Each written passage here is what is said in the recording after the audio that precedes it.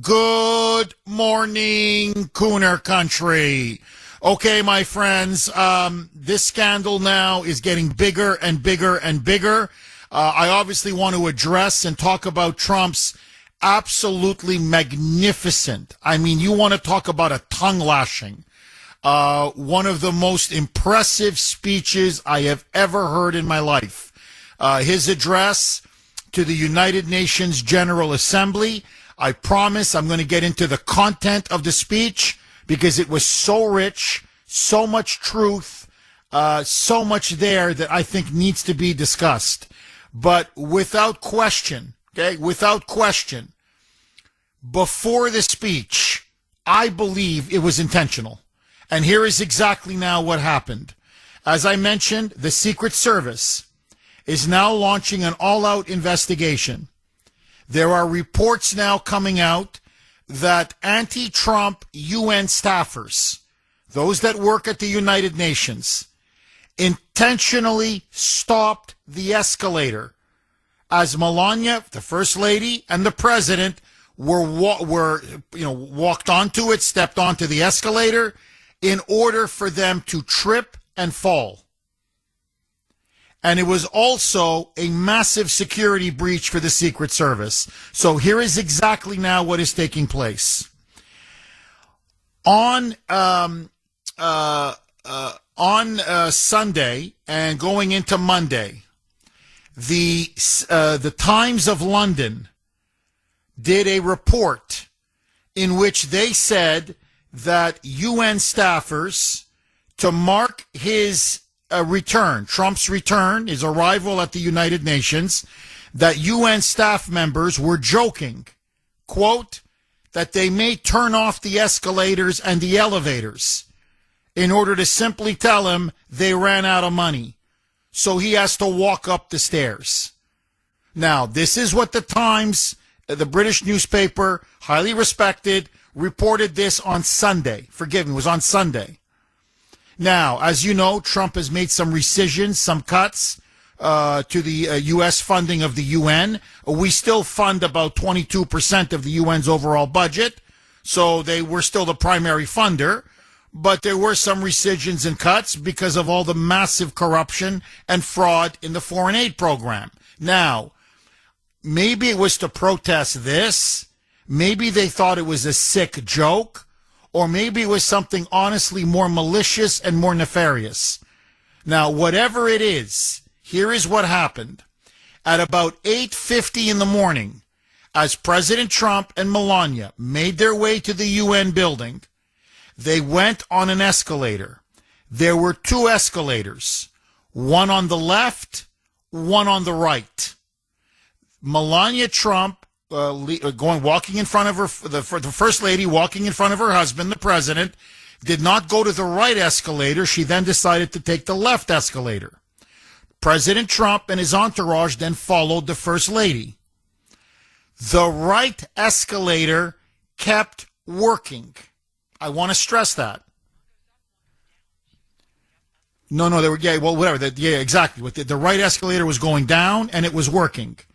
So she went to the left escalator. As she took the left escalator, so the point is, one of the escalators worked. She took the left escalator. As she walked on it, it was working. The moment, as President Trump is following her, he steps on the escalator. Boom, it came to a halt. Now, I want to stress, the escalator on the right continued to operate. So as the escalator on the left came to a halt and no longer worked, no longer functioned, the one on the right, it kept working, no problem. Now, Melania reacted quickly. She almost tripped, but she reacted quickly. Apparently she's in good shape. She works out. She's got great balance. And she started to walk up the escalator stairs, followed by President Trump and his entourage. Now, what is clear is that Melania Trump could have tripped and fallen and hurt herself. President Trump could have very easily tripped and fallen and hurt himself. Furthermore, and this is now where many, even in the media, are saying, no, no, no, no. This was a big breach on the part of the Secret Service. Why? Because as the escalator unexpectedly stopped working, Melania Trump and President Trump were vulnerable. They were exposed.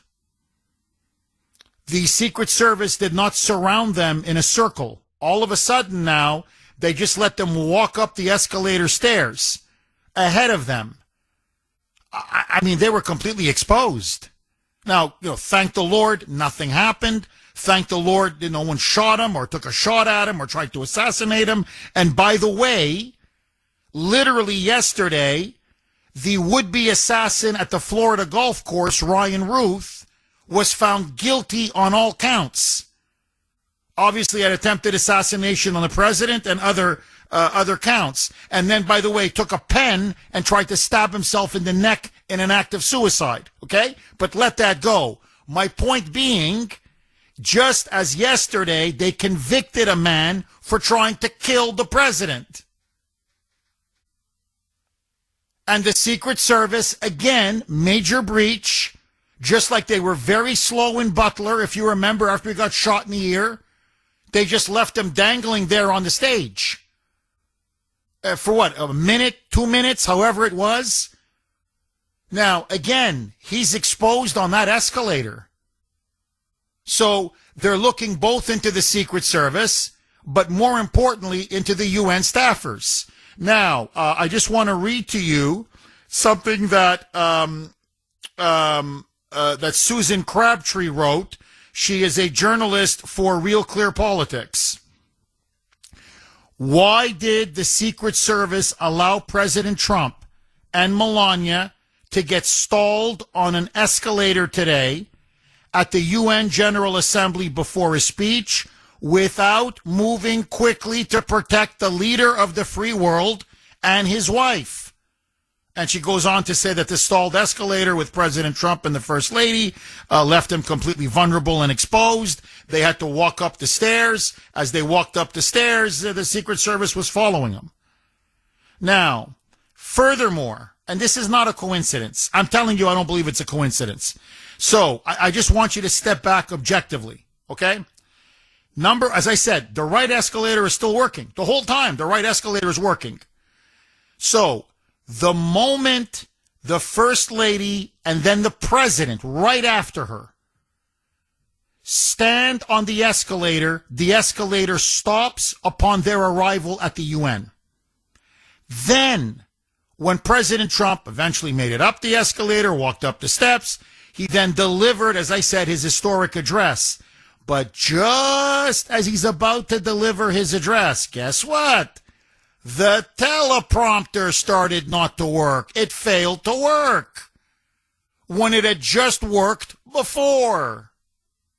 So when Trump takes the stage, the rostrum, to address the entire UN General Assembly, suddenly now, guess what? Let's pull the plug on this baby.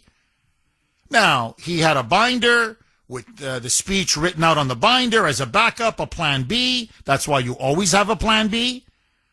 And so when the teleprompter didn't work, no problem, he went to the binder. Apparently, even the microphones, which were very audible for the previous speaker, were not amplified at the same time that the teleprompter went down. So even then, they were messing around with the microphone. Now, look, I was born, but I wasn't born yesterday.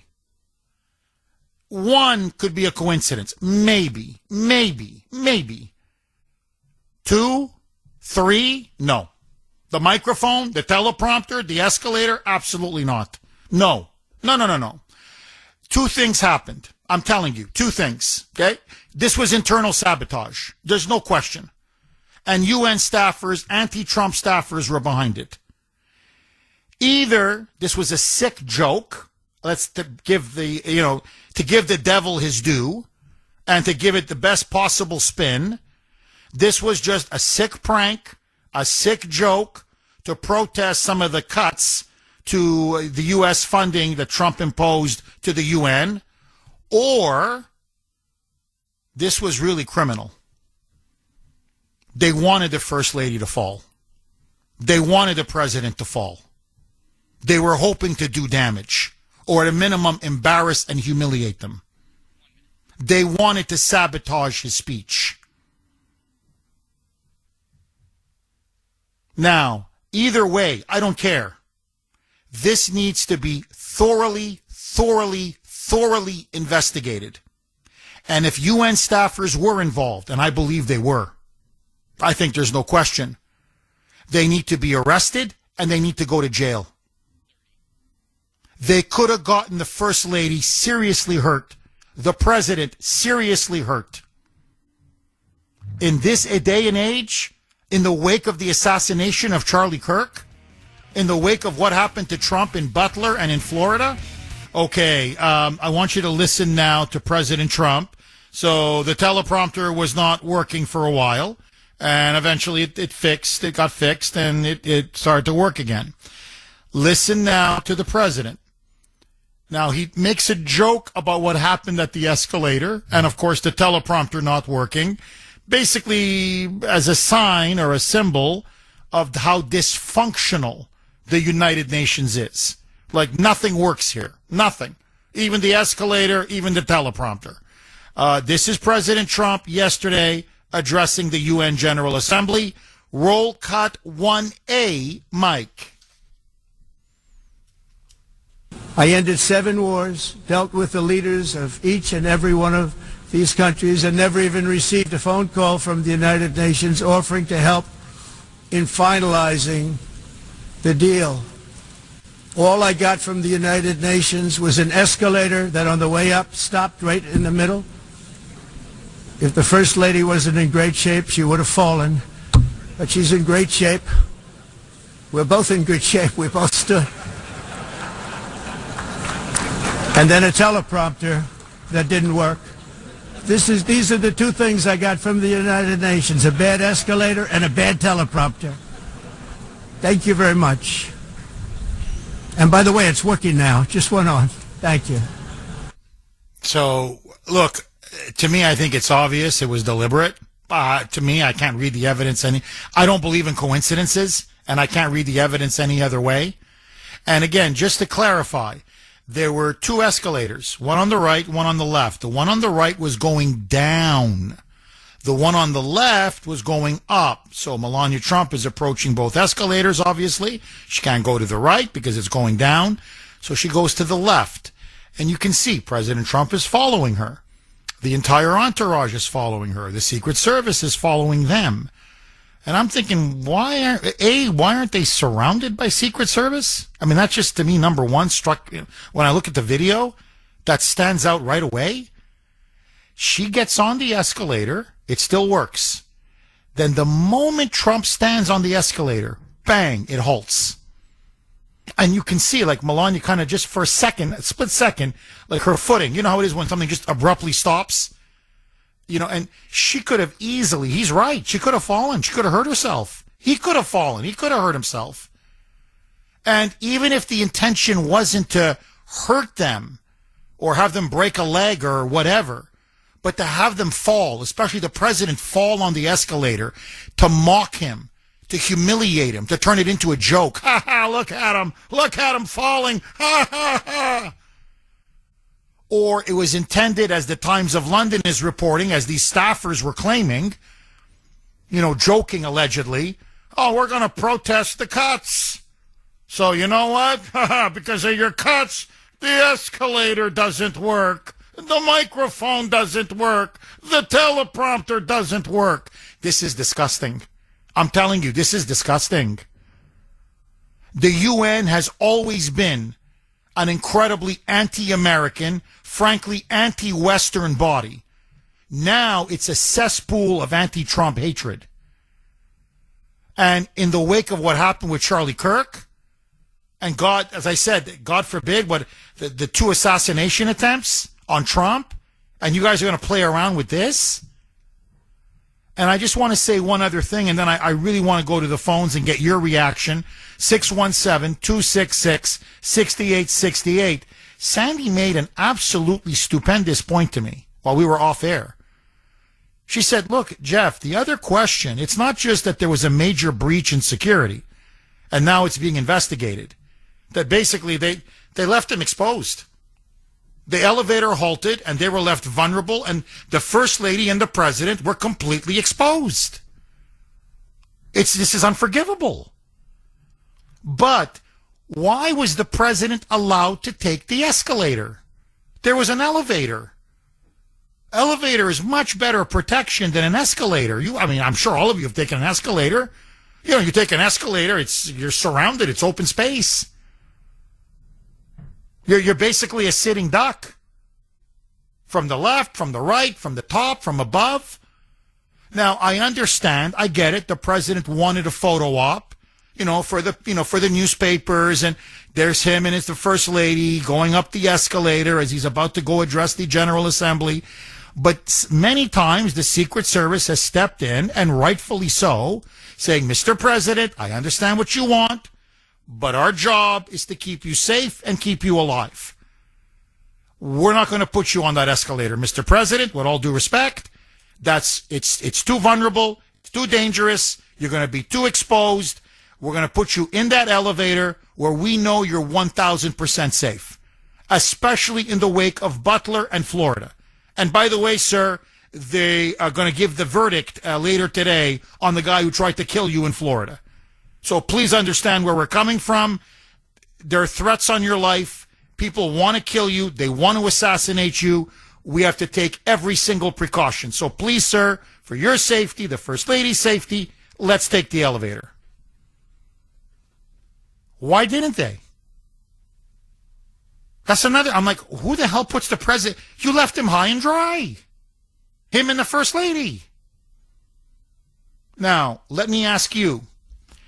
It is the Kuhner Country poll question of the day, sponsored by Mario's Quality Roofing, Siding, and Windows. Was the escalator at the United Nations deliberately stopped when President Trump and the First Lady stepped on it? Did they deliberately halt or stop the escalator? By some UN staffer. A, yes. B, no. I'm a yes all the way. To me, this screams yes, but that's me.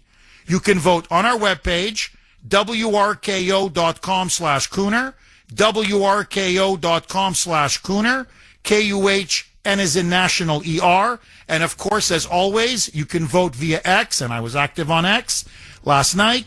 My handle, at the Kuhner Report, 617-266-6868. Couple lines are open if you want to jump on. Okay. Double-barreled question. Number one, do you think this was a deliberate act of sabotage?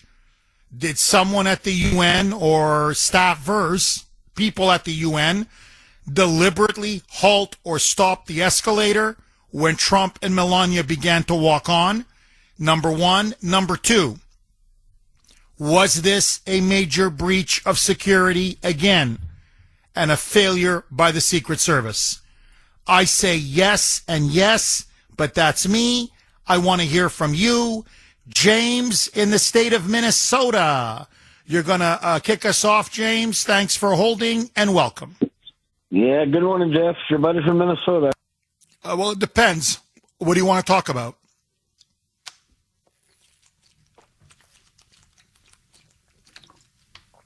Okay, we lost James.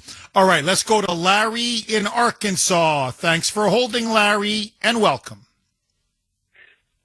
My God, Jeff, how do I follow that confusion?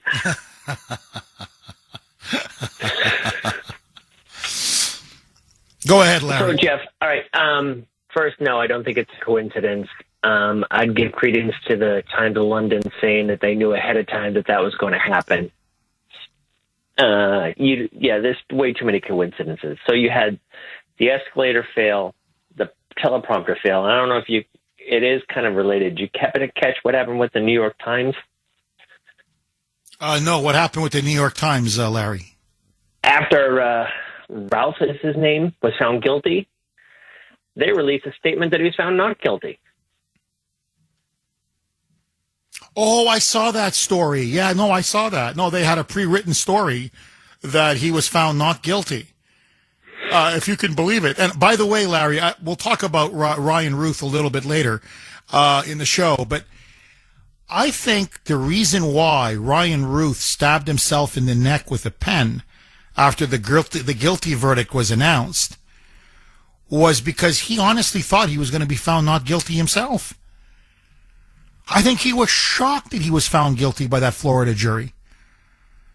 And he thought, no, I'm going to be a hero of the resistance. They're going to let me go because I was trying to shoot and kill and stop the second coming of Adolf Hitler. And then I'm going to become like a media hero. And they're going to put me, I'm going to be on this media carnival, this circus ride, where I'll be interviewed by CNN and MSNBC and The View and on ABC and NBC and every, Meet the Mess and Meet the Press. And they're going to go on and say, oh, look at this guy. Why did you do it? Tell us more. Tell us more. So I think he was shocked. And that's why he grabbed that pen and stuck it in his neck. And honestly, as far as I'm concerned, he missed twice. He missed twice. He missed with Trump and he missed with himself. This guy's so incompetent, he can't even kill himself. He's such a loser. Seriously. But anyway, let that go. Please. No, you're right, Larry. You can see what's going on. The hatred for Trump is so palpable and so all-pervasive that you have essentially now media outlets cheering a would-be assassin, and you've got people at the UN now. Now it's getting to the point the guy's not safe taking an escalator? Please, Larry, pick up where you left off. As far as the Times goes, I don't think that was a mistake either. I think that was meant to put out as an embarrassment. And if you're correct, he was kind of goofy because he forgot. Apparently he was in D.C. or a New York court. He's in a Florida court. But I digress myself. I get back to it. There's clearly a breach of security with the Secret Service. They should have surrounded him immediately because you're right. He was vulnerable when that stopped. But let's contrast the two presidents. How do you think that would have played out if it was Joe Mencha on the escalator and then in front of the teleprompter? Well, if it was Joe, Dementia Joe, if this was Biden, he would have fallen down. He never would have made it to the General Assembly. He would have fallen down, probably would have broken something because he's so frail and fragile. And they would have had to call an ambulance and take him to the hospital. But, yeah, well, you're right, Mike. They would have put him in the elevator. Mike is right. They protected and coddled him every step of the way. He never would have been put on an escalator, ever. So, they would have put him into the elevator. Then he gets to the assembly. Once that teleprompter stopped, you would see the ramblings of a buffoon. Really, you would see the ramblings of a lunatic. And God knows what they would have done. They would have cut it off short, or they would have escorted. Yeah, that's what I'm saying. If the teleprompter had gone off on Biden, you would have seen then the ramblings of a buffoon. I mean, that's what I mean. What would he do? He would start, it would be gibberish. And he would start telling stories about, about Hunter and about, about his other, about his sons and God knows what would have come out of his mouth. Yeah, the uncle eaten by a cannibal, and you wouldn't believe the stuff that would come out of his mouth. Bo, how much I love Bo. Is Bo here? I think I see Bo. I speak to Bo. Sir, that's what would have come out of his mouth. And then the cameras would have turned away. The media would have stopped covering him, and they would have just escorted him off the stage. Honestly, that's what I think would have happened, Larry. Am I wrong? I'd even give that to Kamala. She'd have the same problem. I think she'd be on the escalator. I could see her tripping, but her word salads with a teleprompter working, it would have been even worse if it didn't work. So where I'm going with that is, even though it was an attempted embarrassment, now he could have shown anger. He could have gone off on that, but like he does, he made light of the situation while pointing out the severity of the situation. And you know what I liked about it, Larry, was he was pouring scorn onto the UN. He kind of used it. It's almost like jiu-jitsu. You know, you're right. It's like, you know, you guys are so incompetent here. You can't even run an escalator, and you can't even run a teleprompter. And you guys say you're here to establish international peace and security. You're a joke. You're such a joke. Nothing works. Even the escalator doesn't work. Probably thinking the whole time, no, they deliberately, pressed stop. They sabotaged it. Larry, I don't know about you. Look, I can't tell you. I've been in shopping malls. I've been to places where the escalators, doesn't work. They don't work.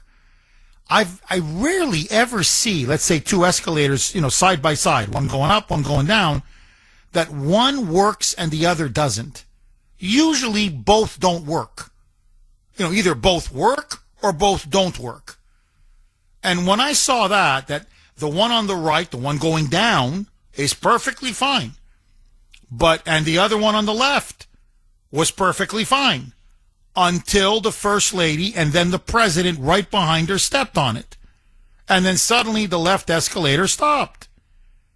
And the right one just kept on functioning. And then when the teleprompter didn't work, I said, no. I said, no, that's not a coincidence. They did both on purpose. 617-266-6868 is the number. Okay, listen now to this. Okay, listen to this. So I read the statement from Caroline Leavitt. Let me just read it again. If someone at the UN intentionally stopped the escalator as the President and First Lady were stepping on, they need to be fired and investigated immediately. She's completely correct. I'm looking at the video as I speak to you now. Melania is walking, the First Lady is walking right in front of the President. She steps on the escalator. Then comes Trump. He steps, literally it's the first step of the escalator. The moment he puts the first step on the escalator, bang, it stops. And Melania right away, and she kind of gets jolted. Melania does. And her head whips around. And you can tell on her face, she's like, what? What just happened? And then Trump turns his head around as well, almost at the same time. And there's a flash of anger on his face. And then he does this with his right hand. He puts his hand up and his finger, he puts up his finger. The way, in other words, he's upset. This is going to stop. He just puts up his index finger, and he's sort of with his hand up, what just happened? Stop. This is going to stop. So you can tell on his face, his reaction. He knew this was deliberate. Right away, he knew it was deliberate. And then, of course, with the teleprompter, that just became so obvious. Now, MSNBC had Biden's former State Department spokesman on. His name is Ned Price. He was an advisor to Secretary of State Anthony Blinken. He's a CIA guy. He's been in the CIA for years before he became a hack for Blinken and for Biden. This is what he told MSNBC after the escalator incident. Quote, I imagine one of the reasons that the escalator stopped is because his administration has withheld hundreds of millions of dollars in funding. Are you kidding me? Are you kidding me? That's exactly the line that these UN staffers were using in that article in the Times of London on Sunday, when they're saying, yeah, we're going to show him, we're going to stop the escalator the moment he gets on, to protest that he withheld several hundreds of millions of dollars in funding for us. And then this guy goes on the air within a couple minutes of it happening and says, well, I guess the escalator, they don't work. Because you kept withholding the funding. These people are sick. Honest to God, they're sick. They're sick and childish. Sick and childish and stupid. Seriously, stupid. Let me just read a message from Mark, and then I'm going to go right back to the phone lines, 617-266-6868. This is what Mark wrote, and again, it makes a very good point. Jeff, I believe it was deliberate, and I don't believe for 1 minute that Trump was joking or trolling when he addressed the UN on that point. I believe he was dead serious, and I'm glad he said what he said. When is this bullcrap going to end? They're acting like children, and it needs to stop. They all need to grow the blank up. Maybe that should be your truth or troll question, Jeff.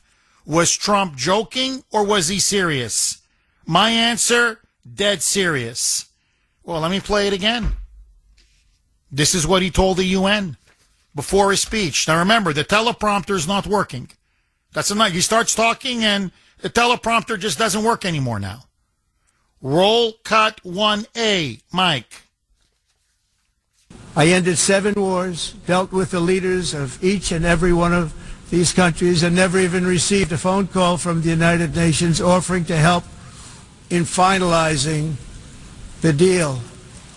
All I got from the United Nations was an escalator that on the way up stopped right in the middle. If the First Lady wasn't in great shape, she would have fallen. But she's in great shape. We're both in good shape. We both stood. And then a teleprompter that didn't work. These are the 2 things I got from the United Nations, a bad escalator and a bad teleprompter. Thank you very much. And by the way, it's working now. Just went on. Thank you. And notice, now when he's really, he's ridiculing and he's tearing into the UN, he's mocking them. Suddenly, now, Shazam! It works! Now the teleprompter works. Honestly, I mean, you can't make this up. No, let me say the quiet part out loud, okay? They wanted the First Lady to fall. And they wanted Trump to fall. And if they could have broken a leg or broken a bone, even better. And even if they didn't break anything, the fact that they would fall, it would be a humiliating image. And that's what they wanted. 617-266-6868. Agree, disagree. Mel in New York. Mel, haven't heard from you in a while. How are you, my friend? I'm not so bad. And yourself? Good, Mel. Good. Getting better every day. Getting a little better. Mel, what do you make of all this, buddy? Well, Jeff, this was a malicious move. It wasn't anything accidental, and it was personal. It was on purpose. I would have to say that the building electrical supervisor has to know exactly, as far as any circuit breakers, because you're definitely not going to stand at the top or the bottom of that escalator and push a button to shut it off. A circuit breaker could. I mean, it's not going to flip like that without somebody doing it themselves. So I mean, that's the first step I would take. I'm sure he's been questioned. I hope he has. But yeah. But that was a malicious move, and I wouldn't put it past the chief law enforcing agent here in New York State, Letitia James, and above her, Kathy Hochul. I'm sure they have to know something about what was perpetrated yesterday. It's not, he can upstage Hochul, at the drop of a hat, just by mistake, with both of his hands and half his brain tied behind his back. He could upstage her and make her look like a buffoon. This is just this had to be payback, for him going after Letitia James on this on what she manufactured against him, which is true about her. It's obvious. As I always say, Ray Charles can see this, and they've got to be. They had to know. I mean, I would have to think that how could you not know? And where was Hochul? How come she wasn't there with the president and the first lady on their way to the convention hall? Whatever area that they. I don't know what it's called, but yeah, the General Assembly. UN building. Yeah, the General Assembly. At the vicinity, or with them, escorting, or accompanying them to their rightful area. But it's just petty, very, very petty what these Democrats will pull on somebody who is trying to bring peace to the world and put and like you say, a rising tide lifts all boats. This is what his agenda is. He's not here to lead people out. He doesn't care how you vote, what your political persuasion is. He's here to help each and every one of us. And it's just it's angering. It's not. To me, it's angering. I don't know how the rest of the audience feels, but to me, it's very angering how they. It's very upsetting. To that level. You. Mel, I'm with you. And again, I want to thank you for your call because you're dead on. No, it's upsetting. Really, it is. And look, again, because she's fit, because she works out, she's got great balance. As he put it, she's in great shape. She didn't fall, and because she didn't fall, he didn't fall because they were very close together as they were walking. Now, just for the sake of argument, what if that was me? No, I'm serious. I would have fallen. I'm telling you, I would have fallen. Okay? I have a horrible sense of balance. I'm not in good shape. Quite the opposite. I would have fallen. Okay? Now, just as an example, many people would have fallen. Now, imagine if she fell and he fell. Is this what the country needs right now? Well, think about, it's all fine now because no one got hurt. But what if they both fell, which could have easily happened? Do you know how this would be the biggest story in the world? The left, the late night comedians like Jimmy Kimmel, he was back on last night doing his usual routine. They'd be mocking him, making fun of him, making fun of her. The left would be making fun of him and fun of her. And of course, MAGA would be absolutely enraged and infuriated. Like, this is what I mean. They just keep pouring gasoline on the fire. And I go back, I want to double back to the point that I made earlier. It was Sandy's point. I think it's a great point. Where the hell was the Secret Service? All I'm thinking is, there they are walking up those steps now. And I'm like, if you want to take a shot, you couldn't have a cleaner shot. That's number one. Number two, why wasn't the president and the first lady, why weren't they told, I'm sorry, you've got to take the elevator? I'm sorry. No, there's going to be no photo op. Not in this climate. Not after what's happened to you, Mr. President. Not what just happened to Charlie Kirk. We're going to take the elevator and you can yell at me all the way up. That's okay. That's my job. Let's go. I don't trust the Secret Service. I've said it before. I'm not saying everybody. There's some people at the Secret Service, I don't know if it's just incompetence or if it's willful, but I don't trust the Secret Service. They keep making mistake after mistake after mistake. CC in Lexington. Thanks for holding, CC, and welcome. CC? Hello? Oh, Hi, yeah. You're on the air. Hi, CC. Go ahead. Oh, I'm sorry.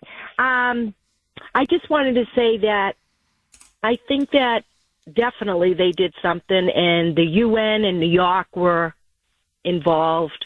They wanted to give Jimmy Kimmel some type of skit for the night. You know what? I guess that was terrible, and they're showing their true colors now. Jimmy Kimmel, his contract's up on 2026 January, and I hope Bob from Disney does not get involved because he's the one that put him back, the one that put Snow White as a man. Yeah, that one. Thanks. I really appreciate this. Oh, if we thank ever you. had Kamala Harris, would be in bread lines. New York will be in bread lines. Thank you, President Trump. If you're listening, you're the best president we ever had. Thank you, Cece. New York is going to be in bread lines. They're going to elect Mamdani. Barring a miracle now, they're going to get their government-run grocery stores. So, whatever. You get what you vote for. I don't know what else to say. New Yorkers have been warned and warned and warned and warned. And they've been told of the consequences. So, we'll see what happens. But no, look, like as I said, this was supposed to be a disaster for Trump. They wanted a PR nightmare. They wanted the president on the ground on the escalator, the first lady on the ground on the escalator. So late night comedians and others, and the CNNs and the MSNBCs, and the nightly news, they would run wild. They would show this image again and again. Look how weak Trump is. He's on the ground. Look at him. He's prostrate on the ground, lying there, helpless. He's too old. I mean, you could just go on. And the comedians, like the Jimmy, well, he's not even a comedian. He's a politician masquerading. He's a Democrat masquerading as a comedian. Okay, he's a hack. But the Stephen Colberts and the Jimmy Kimmels and the Jimmy Fallons and all these losers would just be mocking Trump incessantly and mocking the First Lady incessantly. And if one of them could have broken a bone or broken an ankle or broken a leg, that would have been even better. So this is the state of our country now. This is what we're dealing with on the left. So the president now of the United States, just think, I don't care what party the president is. You don't do stuff like this to the president of the United States. And we bankroll the UN. That to me is what's the most galling thing of all. We pull out our funding. That's 22%. The UN is basically, it's nothing. They can't even put the lights on without us. And this is how you treat us? 617-266-6868. I've been saying this for my entire life. Get the United Nations out of the United States. It is the most worthless, corrupt body on the face of the earth. And I'm telling you, that's saying something. Give it to France. I don't know. Give it to someone. Give it to China. I'm serious. You guys want it? You have it. To me, it's one massive waste of money. One massive boondoggle. 617-266-6868. David in Brookline. Thanks for holding, David, and welcome. Good morning, Jeff. It's really uncanny. The reason that I don't call much lately is because every time I'm about to go on, you make my point for me. So I have to come up with something else. I agree with everything that you just said. I mean, I'll just add, what does the United Nations do? They drink, they party, they're degenerates, and they debate back and forth, and nothing gets done. That's point one. Point two, agreed with what you said. At the very least, this was another form of their protest. At the very most, Jeff, think about it. It's a form of terrorism. Nonstop. Look what we can do. They just killed, rest in peace, Charlie Kirk. The mental case yesterday that was found guilty, the lunatic. I mean, we can get at you. It is a form of terrorism. And think about it, Jeff. Think about how President Trump's first wife, Ivanka, if I'm not mistaken, I know they said that she might have had a heart attack, but didn't she fall down a flight of stairs? Yes. They said, President Trump he's a remarkable person, whether you like him or don't like him, or you love him as a president.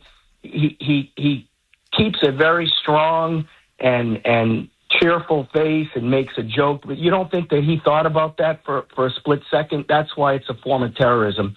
And then finally, Jeff, a stream of consciousness, because you alluded to this a few minutes ago, the way of making us look weaker. Wasn't it Obama that said, how could a U.S. president say this? America needs to be knocked down a few pegs. Who the heck said something like that, especially the president? And then finally, again, stream of consciousness. Nobody's ever held accountable. You think that, Comey, 86-47. Look at the interesting seashells. I think I could speak for a lot of people out there, your listeners. We're sick of it. Absolutely. And you alluded to this a few minutes ago. We're sick of it. What is it that these people want? They're either brainwashed lunatics or it's the globalists who, under the guise of saying they want to help humanity, want to control everything and become richer and more powerful, and the rest of us can eat crumbs. I know I was all over the board, Jeff. No, you're dead on.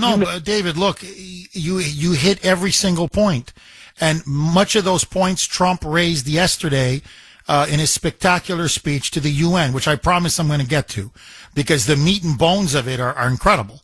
The content was riveting. I mean, it was powerful. You want to talk about truth to power. He delivered a lashing, a tongue lashing to the UN and to the globalists. He threw down the gauntlet. So he's basically saying, I'm not afraid of you. Like, I'm just telling you, I'm coming for you. And look, I want to read this. And David, thank you for your call. Cause this is from not the David on the air that we just had, but another David. This is what he wrote to me on Messenger. And I'm sorry to have to read this, but we have to be cognizant now of our surroundings and our circumstances. Jeff, I can't help but think that this was a dry run for an assassination attempt. Both President Trump and the First Lady were funneled into a small area, and they were stationary. You know, I thought the exact same thing. I'm looking at this, and I'm like, whoa, so you just press a button, the escalator stops, right when the president steps on it. The moment, the millisecond he steps on it. So the First Lady goes ahead, then he follows, and it stops. And now they're both like kind of like jolted a little bit. They're like, whoa, what just happened? And they both turn their heads and like, what's going on? If you wanted to take them out, they're in a small area. They can't go anywhere. I mean, technically they can run up the escalator, yes, but you're completely exposed. You couldn't be more vulnerable. And I mean, you're talking about what? Forget 200 yards, forget even 100 yards. You're talking 20 feet, 20, 25 feet, 30 feet. That's why I'm watching this and I'm like, how the hell could this have happened? They literally let the president and the First Lady twist in the wind. They were hanging out to dry. Now, again, thank you, God, that this wasn't an assassination attempt. It looks like it was just sabotage or some kind of a joke or whatever, either a joke or sabotage.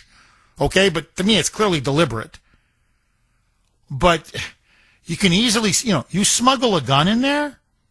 The president's a sitting duck. He was a sitting duck. And that's why believe me, I'm not the only one. MAGA is furious about this. And they're really angry at the Secret Service. You never leave the president in that kind of a potentially vulnerable position. Like, guys, you don't know how to do your freaking job anymore. So you stick him in an elevator, you surround him with an army of security, and you put him and the First Lady and they go up.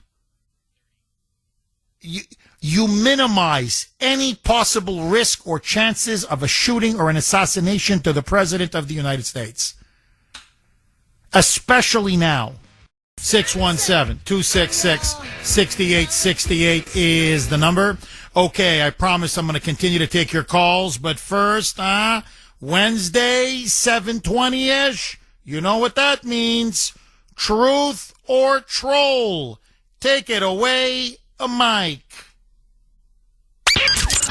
And now, America's favorite game show, where you get to decide on the Kuhner Report. This is Truth or Troll. All right, for today's entry of Truth or Troll, it once again comes from President Trump speaking at the Charlie Kirk Memorial in Arizona the other day, when just after Erica Kirk forgave Charlie's assassin, Trump begins to talk about his own enemies. In that private moment on his dying day, we find everything we need to know about who Charlie Kirk truly was. He was a missionary with a noble spirit and a great, great purpose. He did not hate his opponents. He wanted the best for them. That's where I disagreed with Charlie. I hate my opponent, and I don't want the best for them. I'm sorry. I am sorry, Erica. But now Erica can talk to me and the whole group, and maybe they can convince me that that's not right, but I can't stand my opponent. So what do we think here, Jeff? Is he being dead serious here and he actually hates everybody, or is he just kind of trying to lighten the mood a little bit and keep everybody's spirits up and try to get a laugh out of everybody? It was very funny, I have to say. I mean, it was, you know, the whole memorial was so serious and frankly so sad and so tragic and so heart-wrenching. And then especially after Erica Kirk's speech, which was just a powerful, stunning speech where she forgives the killer. And then he comes on and says, I'm not forgiving anybody. I hate my opponents. I don't pray for them. I don't forgive them. I can't stand them. So on the one hand, it was like funny because it just kind of lightened the mood. But the other part is he's just so freaking honest. You know, you're like, no, that is something Trump would say. So I'm not trying to weasel out of this, Mike, you know, but really it's almost like a bit of both. Yeah, he doesn't like his enemies. And B, he was kind of trying to be funny and lighten the mood and maybe troll the left a little bit. So if I had to vote, I would probably say truth, but with a little bit of troll, but mostly truth. But I want to hear from all of you. You can go to our webpage, wrko.com/Kuhner, wrko.com/Kuhner, Kuhn as in national ER. You can also vote via X. At the Kuhner Report is my handle. At the Kuhner Report, all one word, Kuhn as in national ER. Was Trump telling the truth? A. Or was he trolling? B. When he said, I hate my enemies. Okay, I want to hear from you. Let's go right back to the blazing phone lines. Julie in Boston. Thanks for holding, Julie, and welcome. Thank you so much. Thank you. I have 2 points I'd like to make. The first you alluded to is, after the way the UN has treated the president, how funny will they think it will be if he pulls the funding? Well, you know, that's a great point. No, Julie, that's another thing many people are saying. They go like, they're such idiots at the UN. You know, like after you do this to him and to his, you know, to his wife, to the first lady, after everything, my God, the guy was practically almost killed. Like, you think he's going to find this funny? So, what do you think is this going to increase the chances that he's going to increase funding, or reduce the chances that he's going to, you know, cut increase funding? So he's only now going to cut more funding. That's all these idiots have accomplished. But please, you're on a roll. Keep going, Julie. Personally, if it were me, I'd say bleep you and pull all the funding myself. But my second point is, just out of curiosity, I mean, I don't know how elevators work, but if they could get to the escalator, don't you think they could get to the elevator? Well, I mean, if you want, I could read to you a part of the Times story, the Times of London. This was published on Sunday, where staffers, now they claim that they were joking, but apparently they weren't, where they said, no, we're going to protest Trump. He wants to cut our funding. Well, now the elevators and the escalators won't work. So what they were predicting was they were going to shut down both the escalators and the elevators. So now I don't know if they can or can't.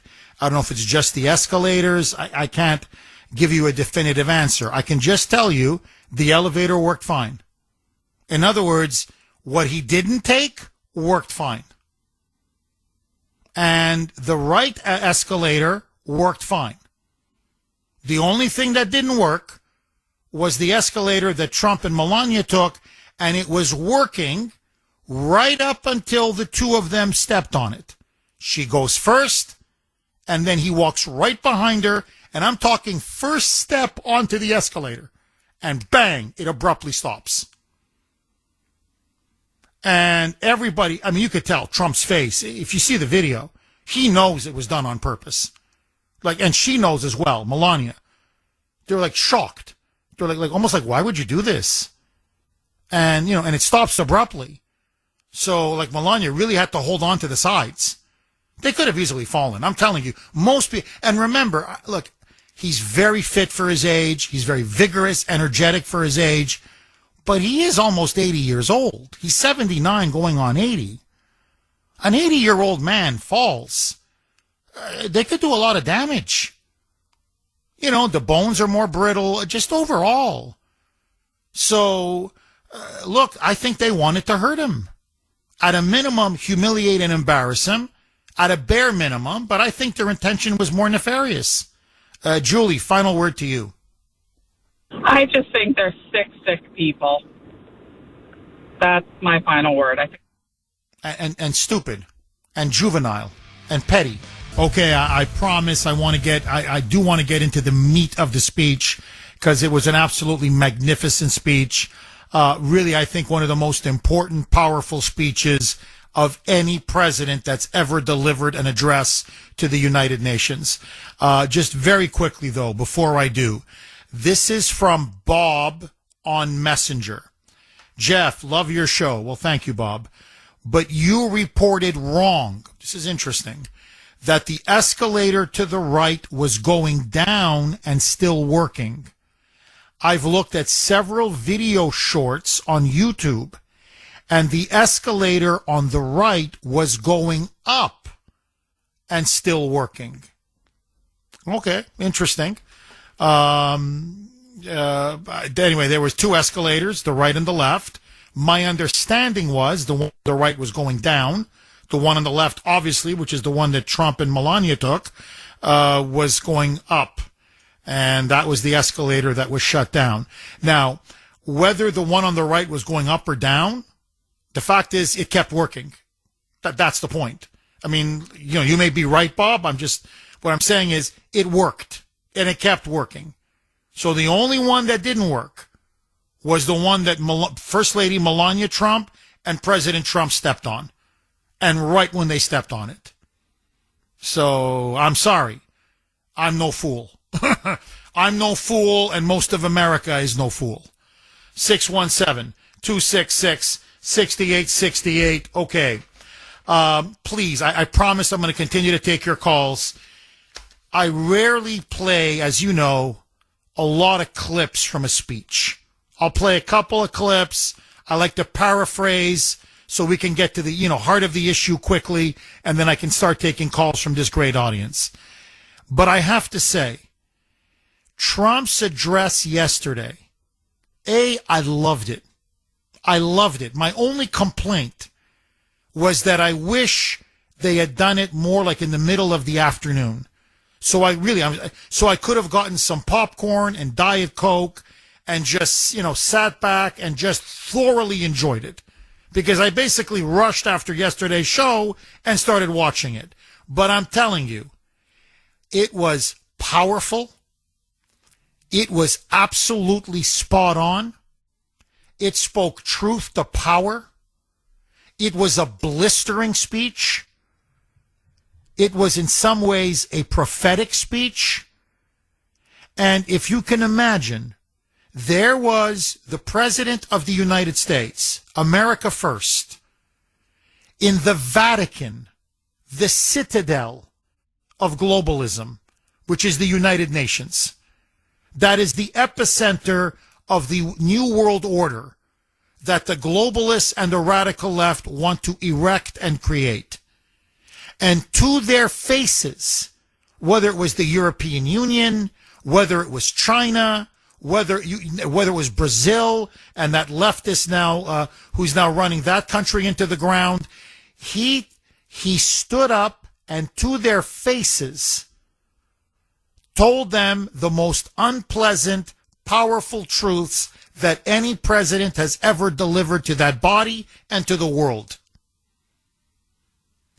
And what he told them was that, as he put it, what is the purpose of the United Nations? Why was it founded after World War II?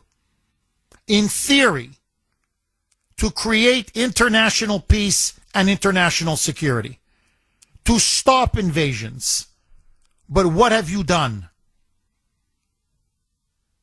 Under the banner of globalism, under the banner of open borders, under the banner of a new world order, You literally started an invasion, you funded an invasion, and you supported an invasion. And that was the invasion of the United States and the invasion of the West and the invasion of Europe, the European Union, through third world illegal immigration. And you took our money to fund it. Roll cut 7. It was beautiful and it was truthful. Roll cut 7, Mike. Not only is the UN not solving the problems it should, too often, it's actually creating new problems for us to solve. The best example is the number one political issue of our time, the crisis of uncontrolled migration. It's uncontrolled. Your countries are being ruined.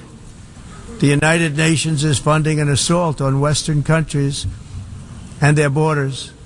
In 2024, the UN budgeted $372 million in cash assistance to support an estimated 624,000 migrants journeying into the United States. Think of that. The UN is supporting people that are illegally coming into the United States, and then we have to get them out. Over 600,000 they funded alone. And listen now to President Trump. You provided them food, shelter. You paid for the buses, the trains. You even gave them debit cards. Debit cards. So they could come into our country, invade our country illegally, right through our southern border. Roll cut 7A, Mike. The UN also provided food, shelter, transportation, and debit cards to illegal aliens. Can you believe that? On the way to infiltrate our southern border. Millions of people came through that southern border. Just a year ago, millions and millions of people were pouring in, 25 million altogether over the 4 years of the incompetent Biden administration. And now we have it stopped, totally stopped. In fact, they're not even coming anymore because they know they can't get through. And then he dropped the hammer. This was the coup de grace. And you could see the room was stunned because nobody spoke the truth to them the way Donald Trump did yesterday. Roll cut 7B, Mike. But what took place is totally unacceptable. The UN is supposed to stop invasions, not create them and not finance them. In the United States, we reject the idea that mass numbers of people from foreign lands can be permitted to travel halfway around the world, trample our borders, violate our sovereignty, cause unmitigated crime, and deplete our social safety net. I mean, he nailed it. Oh, did he nail it? And he's completely right. That's what the UN did. And it wasn't just the UN, obviously. That's what the globalists did. That's what many powerful, wealthy billionaires did. That's what the Biden regime did. That's what many European governments did. That's what many third world governments did. They encouraged third world illegal aliens to just pick up and pour into the United States. And by the way, as Trump addressed yesterday, how many of these migrants were killed along the way? How many women were raped? How many people died in the scorching heat? I mean, it wasn't just a disaster for us and the host countries, but it was a disaster for so many of them that were lied to and encouraged to make the trip. 617-266-6868 is the number. Okay. The twin pillars of globalism, as Trump laid out brilliantly and very powerfully yesterday, was, as he talked about, the migration crisis, which is the greatest crisis of our time, this world of open borders, and essentially unlimited third world illegal immigration. The other one is, of course, in the name of climate change, this radical green socialism, this obsession with driving energy costs through the roof, skyrocketing energy prices, heating prices, electricity prices, gas, which you pay at the pump. And as Trump laid out yesterday, in fact, he was looking at the Europeans in particular as he spoke to the French, to the Italians, to the Germans, to the Brits, to the European Union representatives, saying, look what you've done to your countries, to your civilization, to your culture. You have impoverished the middle and working class. You've crushed them with massive high energy costs. You've tried to convert your economies in the name of reducing your carbon footprint, not emitting CO2, to solar and wind and so-called renewable energies, which are extremely expensive. In fact, they lose money, as Trump said. So you have to keep subsidizing them. He goes, energy is supposed to make you money, not have you lose money. It's incredibly expensive. It's extremely inefficient. And it doesn't have the power, the ability to power a modern, industrial, technological, advanced economy. And so what's happened is that energy costs in Germany, for example, and in most European countries, have now exploded to such a point that the middle class has been wiped out. Wiped out. Because they can't afford these outrageous gas prices, outrageous electricity bills, outrageous heating costs. By the way, just what's happening here in Massachusetts. I don't know if you know, energy prices now have gone up again under Maura Healey. And it's all deliberate. Because like the Europeans and like the European left, she brags about having killed not one but 2 pipelines in Massachusetts, oil pipelines. She doesn't want us on fossil fuels. So they're pushing everybody onto solar, onto wind, which are incredibly expensive forms of energy.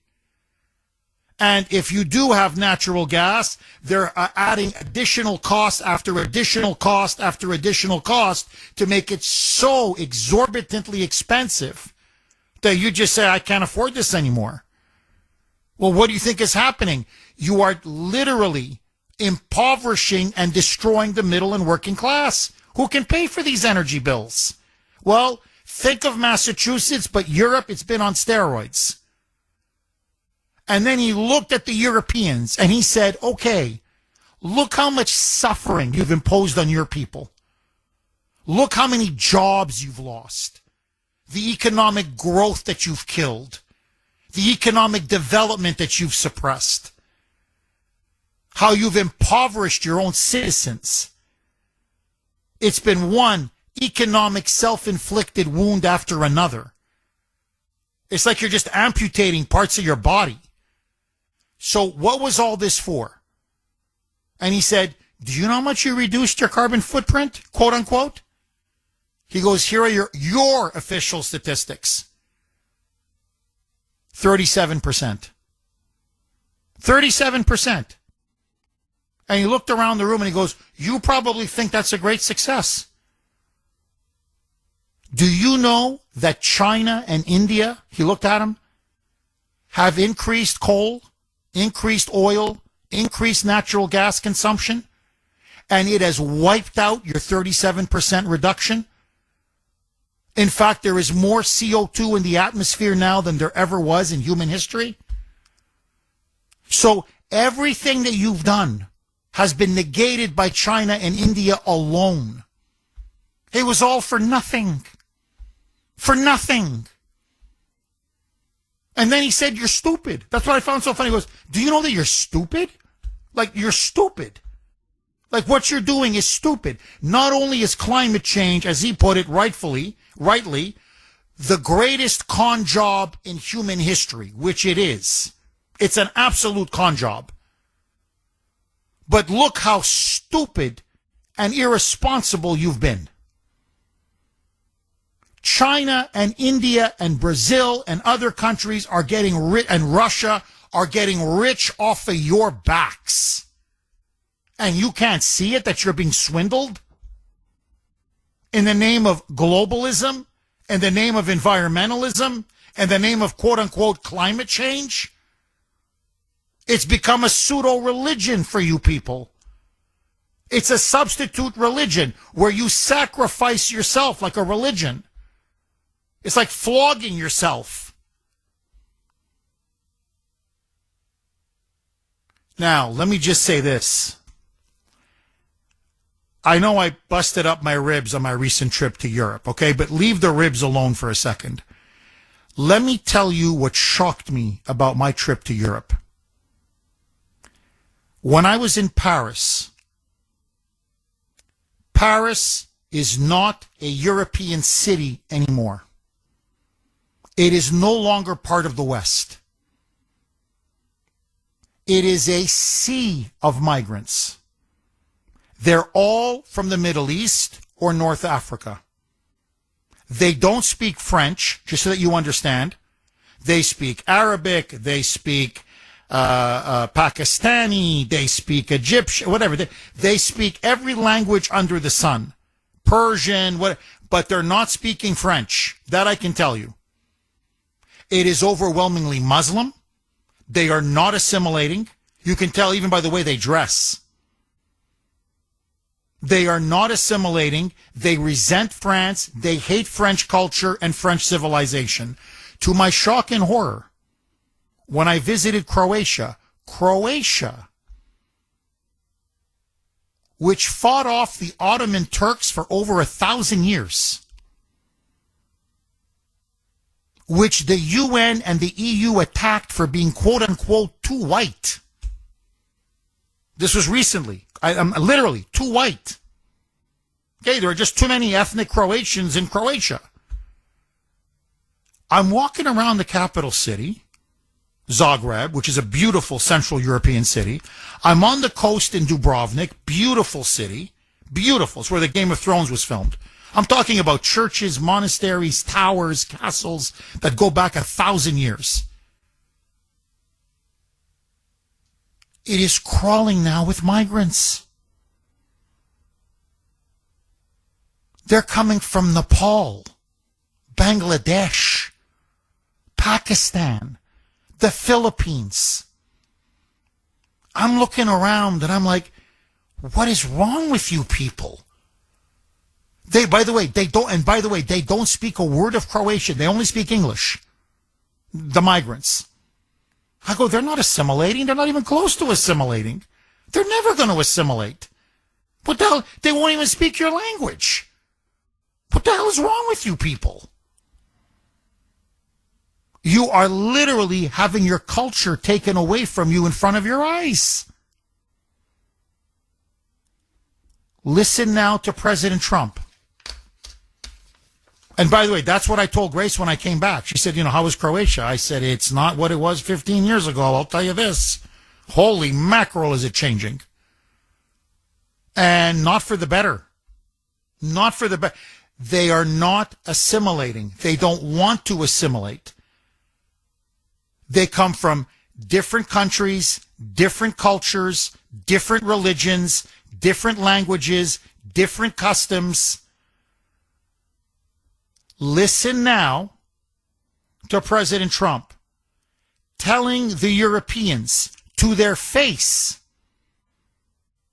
this experiment in open borders and multiculturalism, this experiment in allowing peoples from all over the world to just pour into your country, it is leading to the death of Europe and to the death of the West.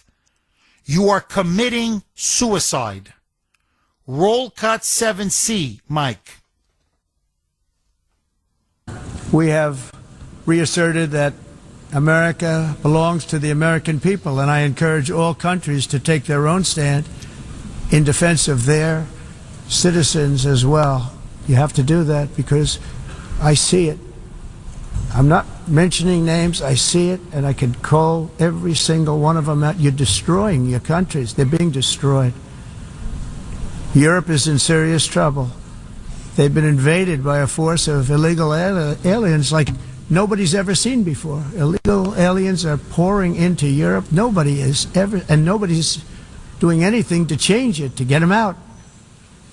It's not sustainable. And because they choose to be politically correct, they're doing just absolutely nothing about it. It's civilizational suicide. He's completely right. Whether, I don't care if it's Great Britain, I don't care if it's Denmark, I don't care if it's the Netherlands, I don't care if it's France or Germany or Italy, or now it's going into Central Eastern Europe. It doesn't stop. And when you're there, you're looking around, you're like, what is wrong with you people? You're going to, in another generation or two, you're going to be gone. France will no longer be French. Italy will no longer be Italian. Germany will no longer be German.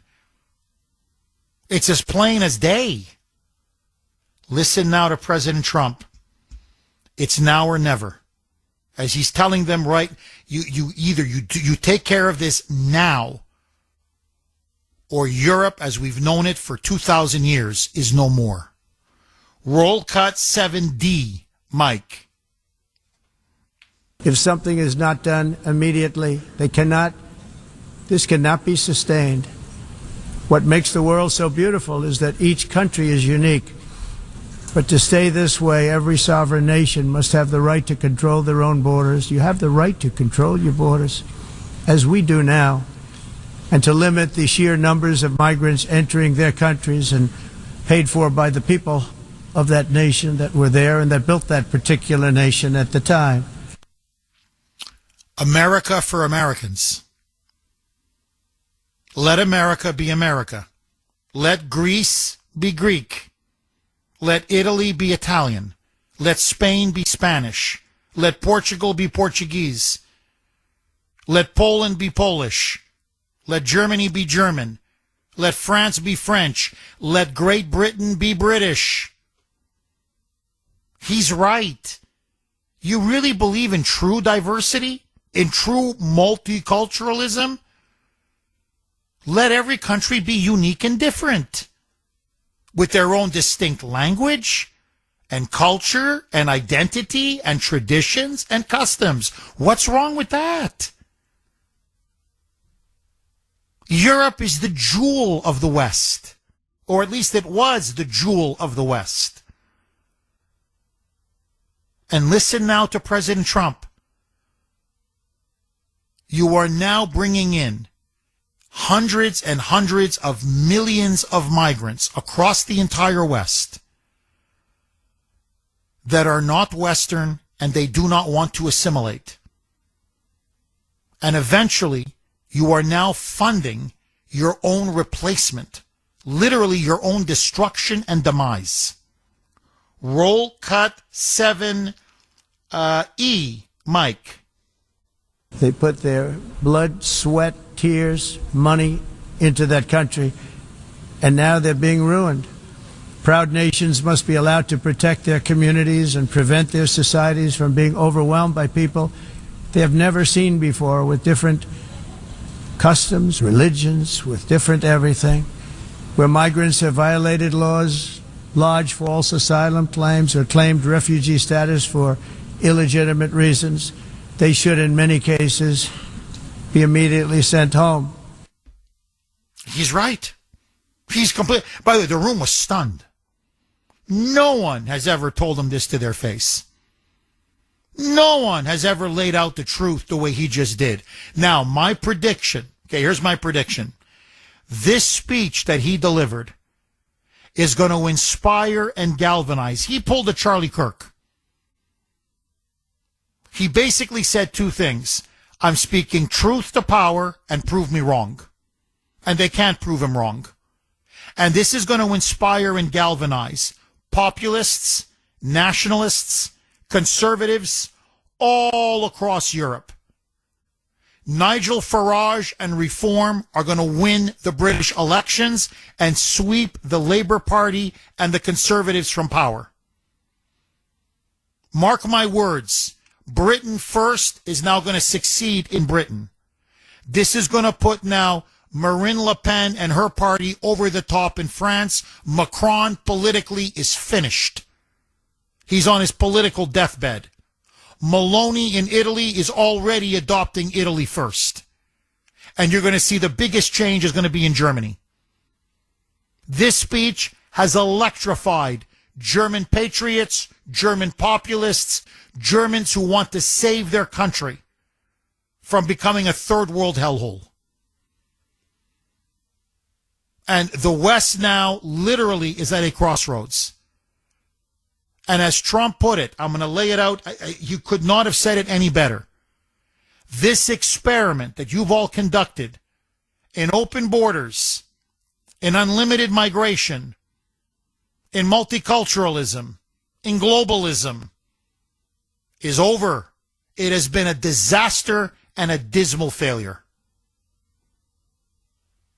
No truer words have ever been spoken. And once this genie now, the truth that Trump spoke, once this genie now is out of the bottle, the globalists can't put it back in. So, lost amidst everything is that President Trump threw down the gauntlet and he told the globalists to their face, your time is over. Gordon in Vermont. Thanks for holding, Gordon, and welcome. Thanks, Jeff. This is astonishing news. It just seems like every day there's some new assault on our president, and it always fails. And I just think it's time to defund the UN, say they've outlived their usefulness, and they should sell that building or maybe let the homeless people move in there or something. Because nationalism is back in style. It's a good thing. It's a good thing we had, a forum to reach out to everybody in the world, and then we can take a look at ourselves and say, we're not that bad. We should be Americans. French should be French. Germans should be Germans. Just melting it all down. It's like taking all the crayons in the box, and you just get a gray-brown blob, and you melt them all down. Oh, Gordon, I love that analogy. No, that's what's happening. That's what's happening, and it's melting down our civilization. Look, Gordon, I want to play Trump. This is the cut. This is the clip that I think is going to live on years after Trump is out of power.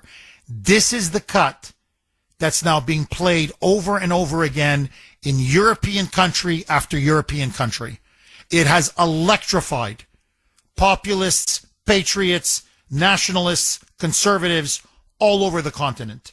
Roll cut 8, Mike. It's time to end the failed experiment of open borders. You have to end it now. See, I can tell you. I'm really good at this stuff. Your countries are going to hell.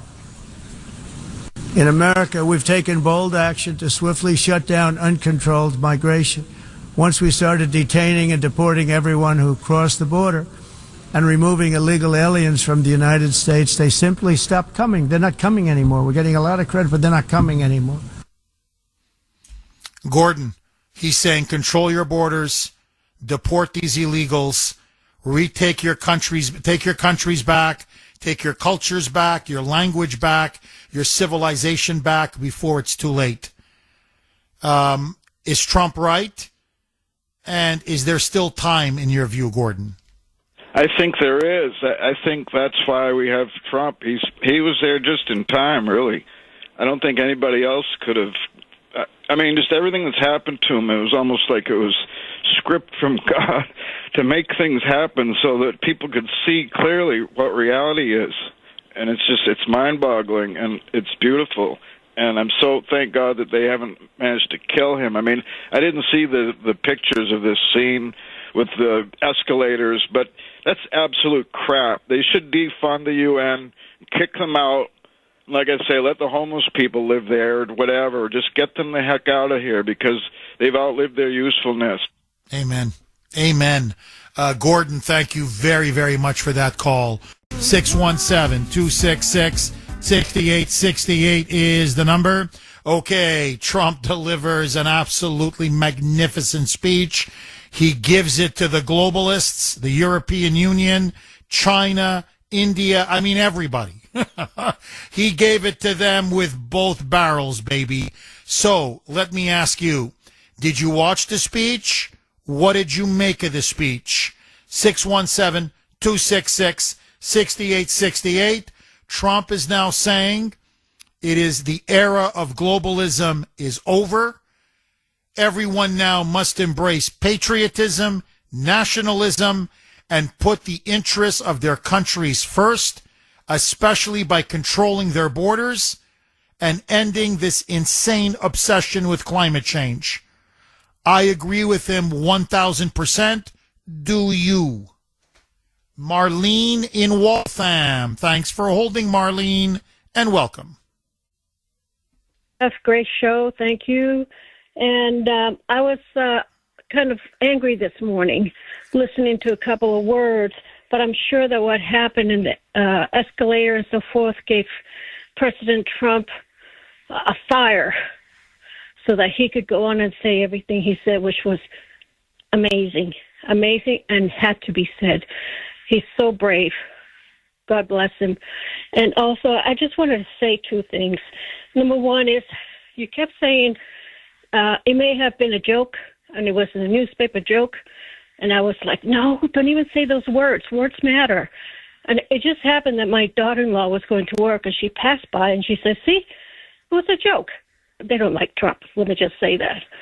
And I said, no, it wasn't. So I had to argue with her about the whole thing. They wouldn't do that to any other leader. They have never done that before. And they won't do it either because they'll be in the firing squad. So it's not a joke. It was intentional. But anyway, and the last thing I want to say is, I don't understand. I don't mean to cut you off. Please, I'll let you finish, Marlene, and you make an excellent point. I think I shouldn't have said joke. I should have said prank. What I'm saying is, I'm just going off the story in the Times of London. The term they used was a prank, right? They said, yeah, we're going to play a prank on him. So we're going to like, ha, ha, ha, you cut our funding? Well, the escalators don't work. Ha, ha, ha, the elevators don't work. Ha, ha, ha, the teleprompter, nothing's going to work. And so what I just meant by that was if you give it the most positive, benign, benefit of the doubt interpretation, it was a sick prank. I don't believe it was. I think it wasn't a prank. I think they wanted to hurt him. They wanted to humiliate him, and they wanted to hurt him, both him and the First Lady. I think that, they're both deliberate. It's just one is more, ha, we're going to make our political point, and the other one is, no, we're going to hurt him. We're going to do damage. But please, go ahead, Marlene. Please, I don't want to interrupt you. Go ahead. Yeah, I agree. I agree with that. But they wouldn't do that to any other leader. I know that. Right. You're absolutely right. No, you're absolutely but right. Also, you're 1,000% correct. Last thing is, Jeff, please help me here. Does the First Amendment say you are allowed to lie? Because, Ted Cruz and Rand Paul and came out saying, no, Jimmy Kimmel, let him, he's doing his free speech thing. Does it say lie? Well, what the First Amendment does, and it's been the most misinterpreted amendment in American history, what the First Amendment says, and it's a magnificent amendment, but it doesn't mean Jeff Kuhner has a right to a show. I'm just being honest. Or that Jimmy Kimmel in particular has the right to an FCC licensed show. What it says is that the government cannot censor me or you or anyone for our speech, and in particular throw us in jail and imprison us for our speech. In many places around the world, let's just take Russia, okay, just as an example, but even in Britain now, forget Russia, let's go to Great Britain. I mean, this is the land of the Magna Carta, the mother of Parliament. I mean, this is our mother country. I mean, I know we broke away, but so many of our beliefs and customs and values and traditions come from Great Britain, including our language. It is now, they have what called their hate speech laws on the books. You literally go to jail for just certain things that you say, usually if it's critical of Islam. That's the one thing the First Amendment is there to protect. Governments put people in prison for words that they use. The First Amendment said no, absolutely not. But it's against government censorship, government putting people in jail, government imprisoning you for words that you say or things that you write. It's never meant to say, well, you have a guaranteed job. You can say whatever you want on your show, no matter how false, as you put it, it's a lie, no matter how defamatory. And remember, he was targeting an entire group, MAGA. In the wake of the assassination of Charlie Kirk, who was killed because he was MAGA. That was naked incitement.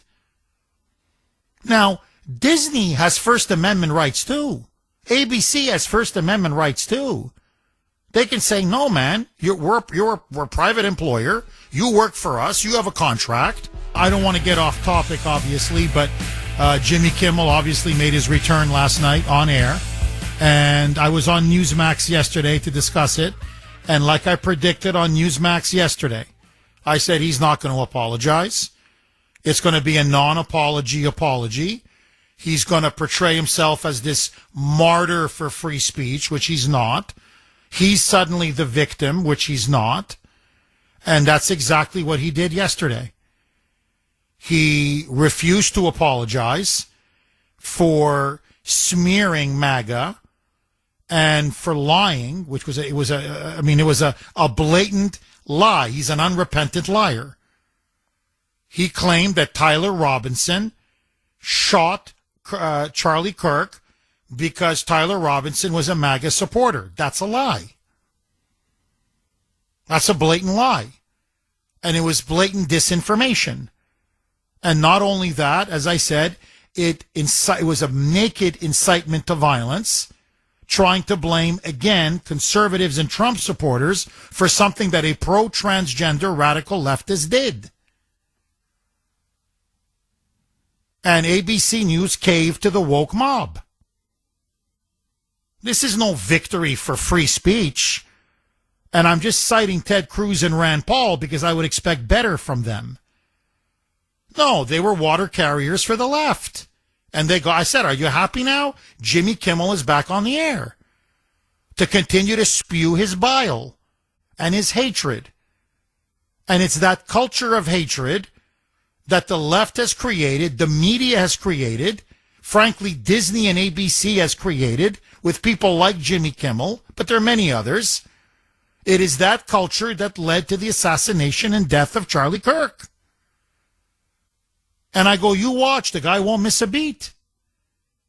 He's going to continue to bash Trump, which he did.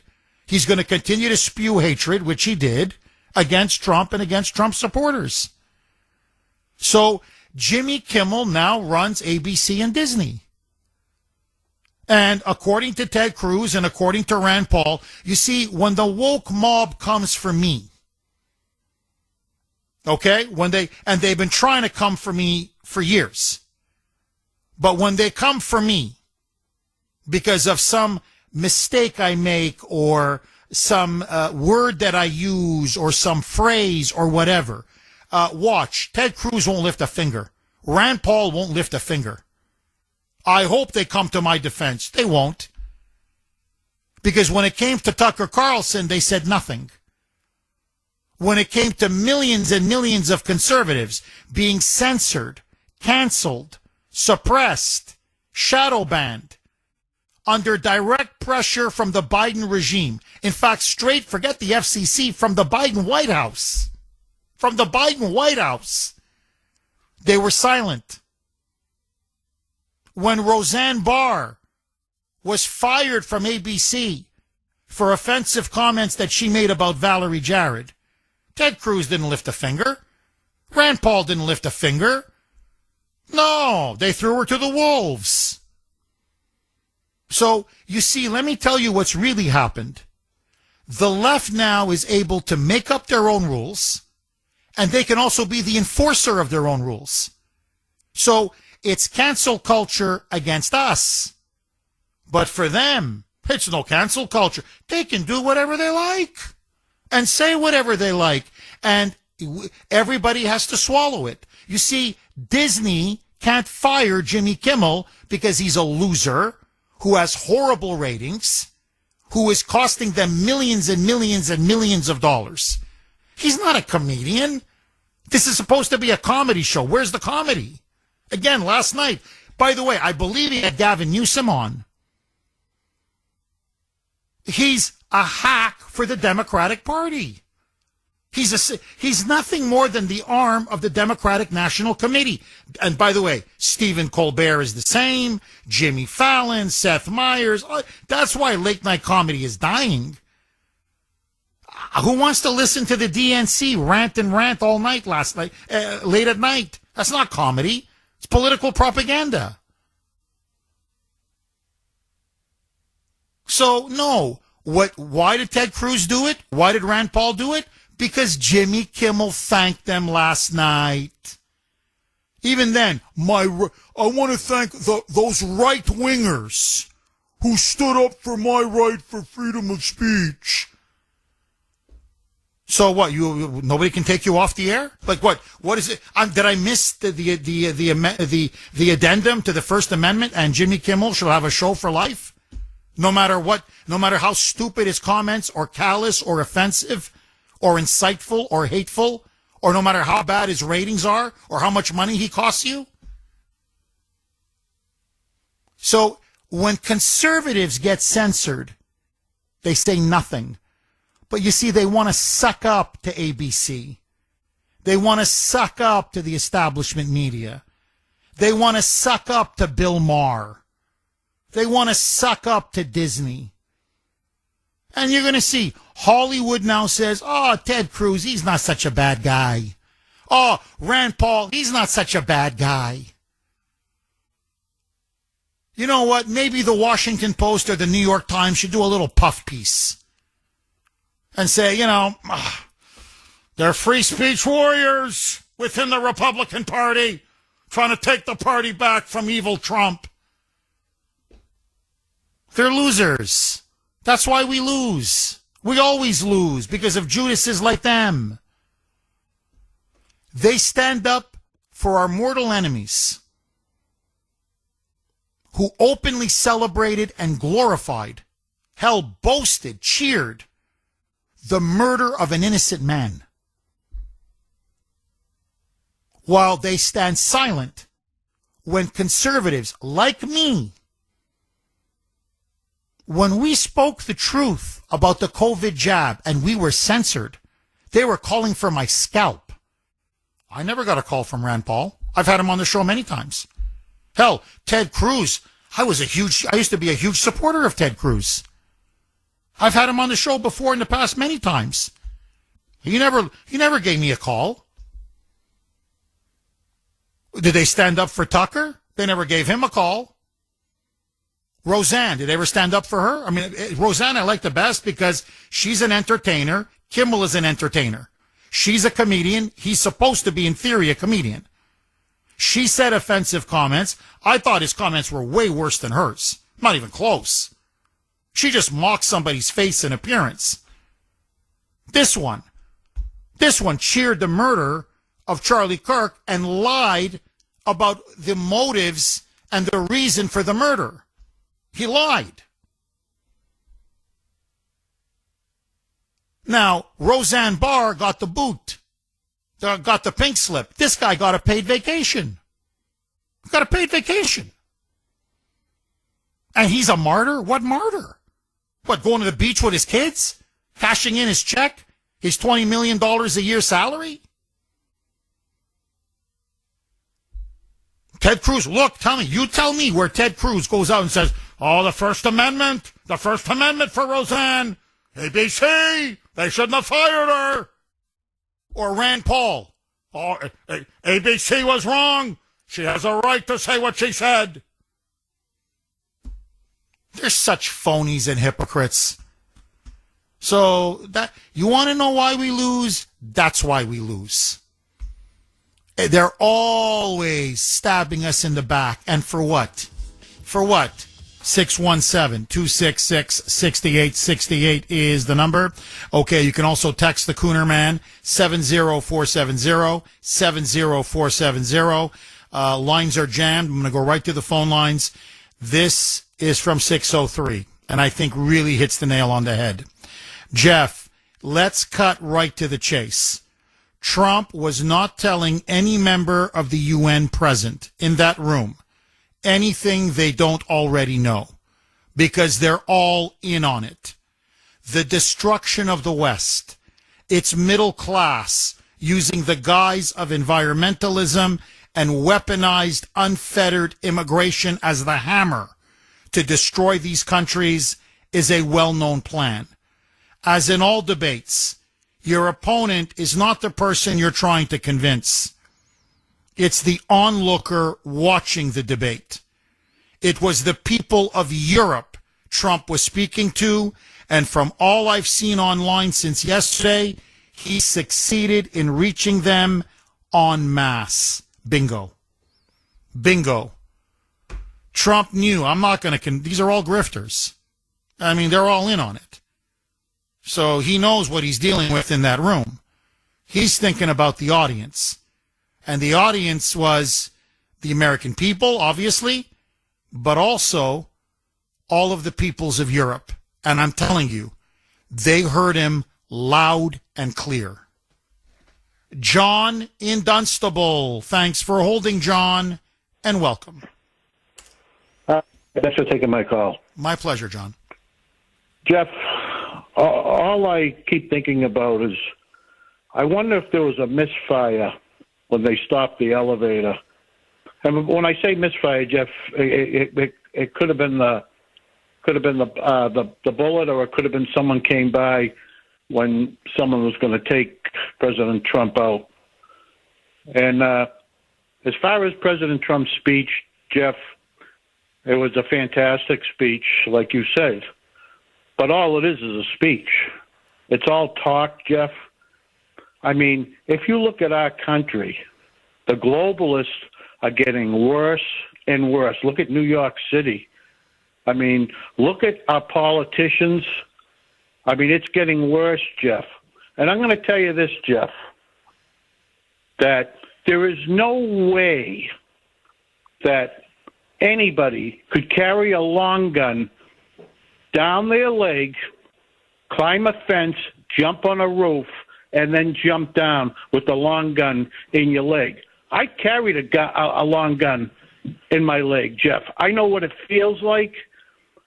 And if you had a long gun in your leg and jumped off of a roof, Jeff, your leg would be snapped in two. You have to bend, Jeff, and you can't bend with a long gun. That's why you have a gimp in your walk when you walk straight. There's no way that maggot could have done all that. And Jeff, as far as the 30-06 bullet goes, when that round enters its target, it goes in the size of a dime. When it exits, it's 3.5 to 4 inches in diameter. And that's how a 30-06 round works. And that's not what I saw, Jeff.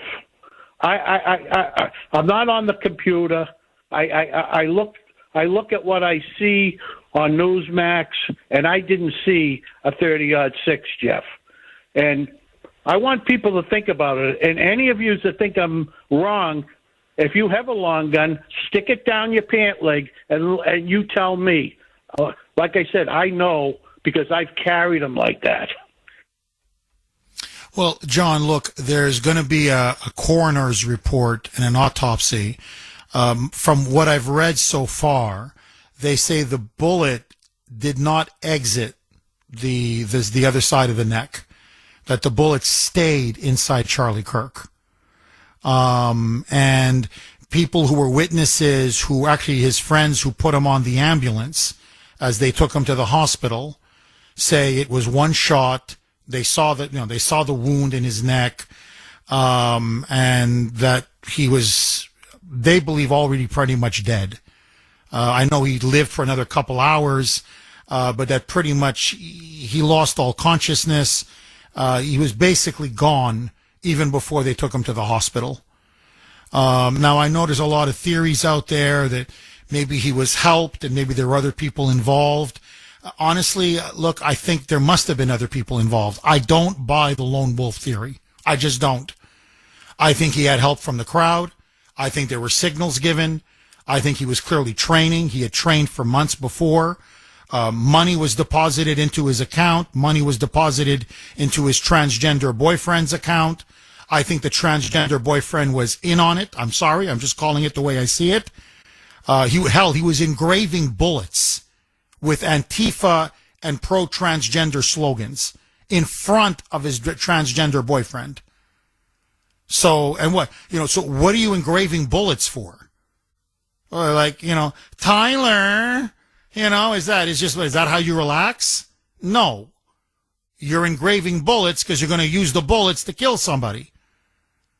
And what we do know definitively, and this is coming not just from Tyler's family, it's coming from the boyfriend's family, Lance Twiggs. They're saying the guy who radicalized Tyler really was the boyfriend, Lance Twiggs. He was the one who hated or hates conservatives, Christians, and had an obsession with Charlie Kirk. And then he kind of projected and imposed his obsession onto Tyler Robinson. And if you look at some of the comments that Tyler Robinson made in these text messages, it's almost as if he's trying to please his lover. Like, this is my gift to you. You hate him so much. Wink, wink. I took him out. My love. My furry. So, now, Kash Patel says they're looking at everything. We shall see. But as far as I'm concerned, no, I don't buy the official narrative. I mean, yes, Tyler Robinson was the shooter. There's no question. And yes, this was an Antifa murder. That's what this was. This was a pro-transgender, LGBTQ Antifa murder. There's no question. Tyler Robinson was a member of Antifa. He was a member of these radical trans groups online. As I said, he's Transtifa. That's what he is. But that he did this all by himself? No way. No way. I don't buy it. I don't believe it. John, thank you very much for that call. 617-266-6868. Just my opinion. Take it for what it's worth. Sean in the great state of Indiana. Thanks for holding, Sean, and welcome. Yeah, let's go, Brandon. Let's go, Brandon, Sean. Jeff, so I did watch the Kimmel monologue, and then I immediately turned it off after it was over because I just wanted to see it. But my issue with the Kimmel dilemma, it's not so much the spewing of hate, because he kind of has the right to do that. He has the right to spew hate. What Kimmel didn't do, last I forget the apology for being insensitive, is that he clearly lied about the shooter and then he didn't admit it. And I don't want an apology as much as I want admission of guilt. Because he doesn't have the right to lie under the FCC regulations concerning a crime or a catastrophe. And if Kimmel doesn't admit to the guilt of lying, it's easier for him to present himself as the victim. I love your show. I've been listening to you for a decade now. But I'm a business guy, and at the end of the day, Jeff Kuhner, the Kuhner Report is a product. You have responsibilities when selling a product. When your product is communication, you have the responsibility to be truthful. You can lie all you want in the public square, then the marketplace, that is a different story. And when you look at it from that perspective, prescription drug companies can't lie on their labels under protection of the free press. Realtors and mortgage brokers can't lie about houses that you're buying in the contract under free press. A car salesman can't tell you that the car is all-wheel drive when he knows it's only two-wheel drive under free speech. So my question for you is, why is this so difficult for everyone to understand? Why didn't Ted Cruz and all the other politicians make the lie the issue when that's clearly what Kimmel's crime was? Because once he's forced to verbalize that he lied, people will come to their senses and slowly stop listening. You're a genius. No, I'm telling you, your IQ is definitely 140 or above. You're an absolute genius. No, look, Ted Cruz knows the issue and Rand Paul knows the issue. They're sucking up to the left. And I can't tell you how many times in my life I have seen Republicans do that. Look, I don't use this term lightly. They really are Judases. They stab you over nothing. It's not, they betray you. It's not even over. Remember, in Jesus' time, I don't want to get off track, but 30 pieces of silver, honestly, was a lot of money. I'm not justifying what Judas did. What I'm trying to say is, he was paid handsomely to betray, Jesus. These people today in the Republican Party, they'll betray you for nothing. What 30 pieces of silver? The fact that Jimmy Kimmel thanked them, that was enough. Oh, my God. Oh, that Hollywood is thanking them. Oh, that the Washington Post now will do a puff piece on Ted Cruz and Rand Paul. Oh, I mean, they'd sell their soul for that. What 30 pieces of silver? So they know what the issue is. And look, let me just because if I bring it back to me, it becomes very clear to the audience.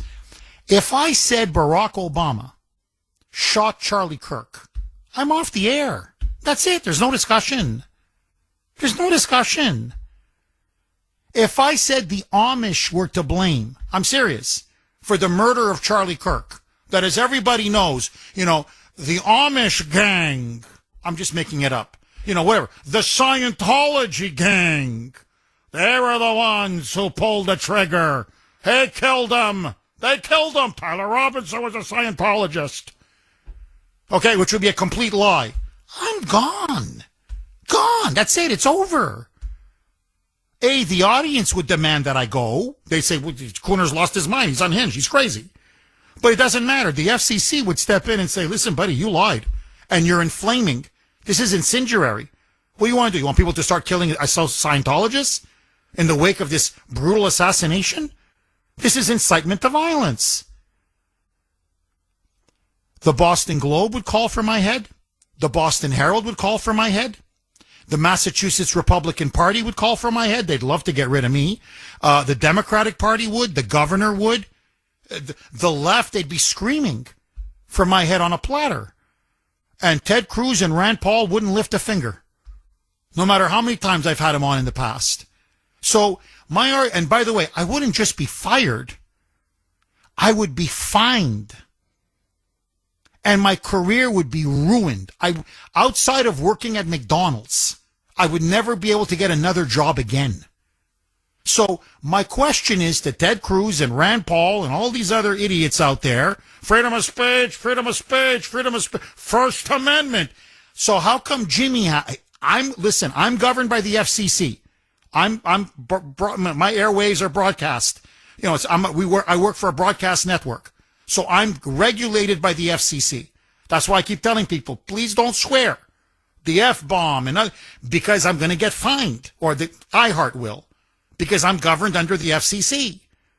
So I'm under the FCC, and Kimmel is under the FCC. So how come if I said what he said, I would be fired, but he's not? Cancel culture for me, but not cancel culture for the left. And that Ted Cruz and Rand Paul, and they know this, that they're not willing to confront it and speak out against it, tells me everything I need to know. They're gutless, spineless cowards. That's what they are.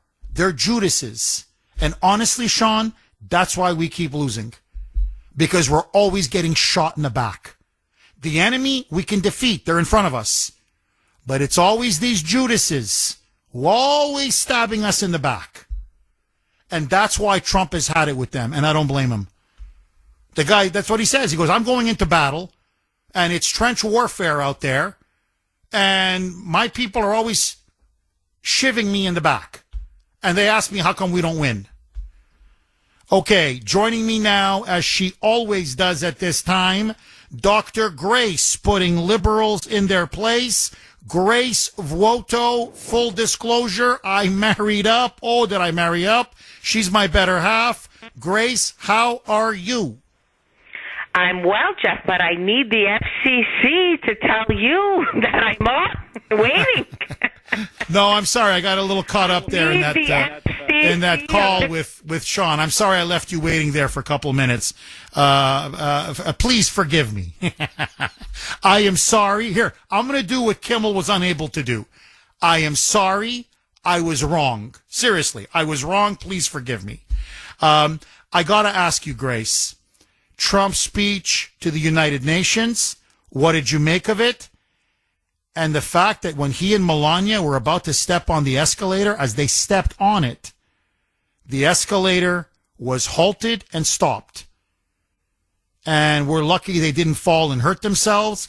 And then when Trump spoke, guess what? The teleprompter suddenly didn't work.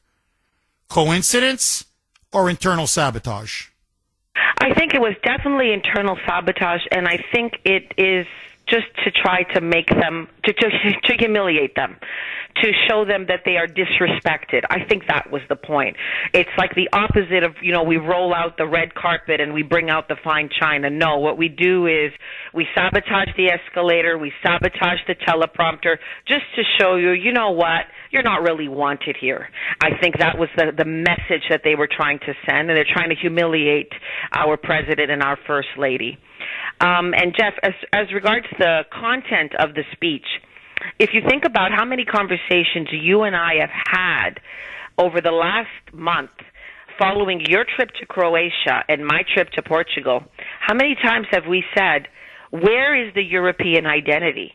And where is the national identity of the individual countries that we visit? When you've come back from Croatia, how many times have you said to me, you know what? I mean, it's a beautiful resort, but they speak English and they buy all kinds of global goods. Where's the Croatian identity? And I think that one of the points that Trump was really trying to get across is, as Western nations, they're losing their identity as part of the West, and they're also losing their identity as individual countries. And this is part of the globalist project, to make us all the same. We all supposed to buy the same goods, talk the same, be the same.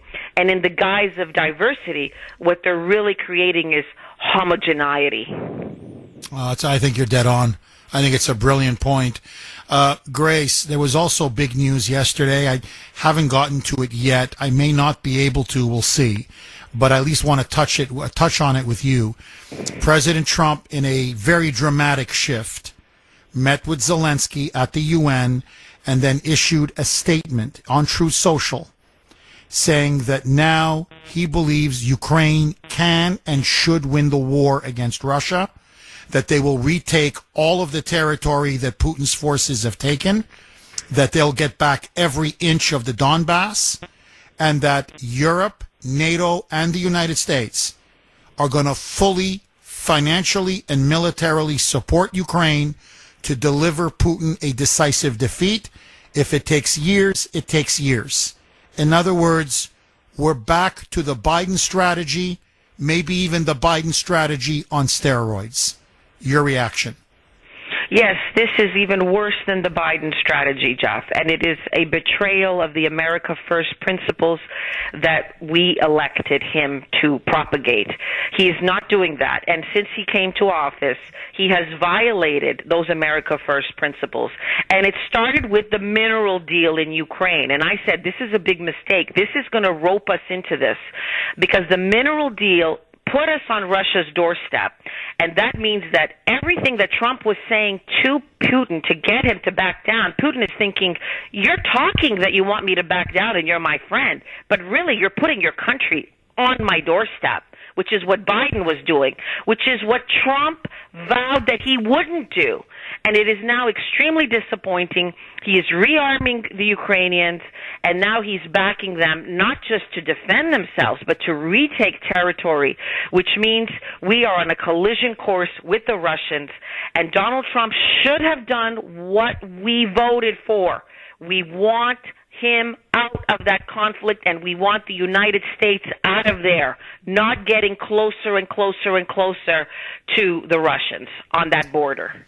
I agree with you. As I said last night on X, and I want to repeat it, this is not America first. I mean, I love Trump, but this is not America first. And that's why Zelensky yesterday was smiling ear to ear. He looked like the cat that swallowed the canary. because now he's going to be armed and the money is going to continue to flow, billions and billions and billions. And now this war is going to go on and on and on. Dr. Grace, as always, thank you so much. Okay, breaking news now in the last maybe 30, 35 minutes. Here is now the absolute latest. I don't want to prejudge anything. I'm just going to give you the facts that we know so far and let you decide. So, according now to multiple media outlets, at least 3 people have been shot in a shooting at an ICE facility in Dallas, Texas. According now to law enforcement sources, they say the shooting reportedly occurred as ICE officers were transferring detainees, illegals, into the facility. Apparently, according to Homeland Security Secretary Kristi Noem, she said that the shooter died, so the assassin, due to a self-inflicted wound. He was on a rooftop and apparently was shooting at the ICE facility, and he apparently then committed suicide. That's what they're saying. Now, there is a bit of some confusion about the number of fatalities.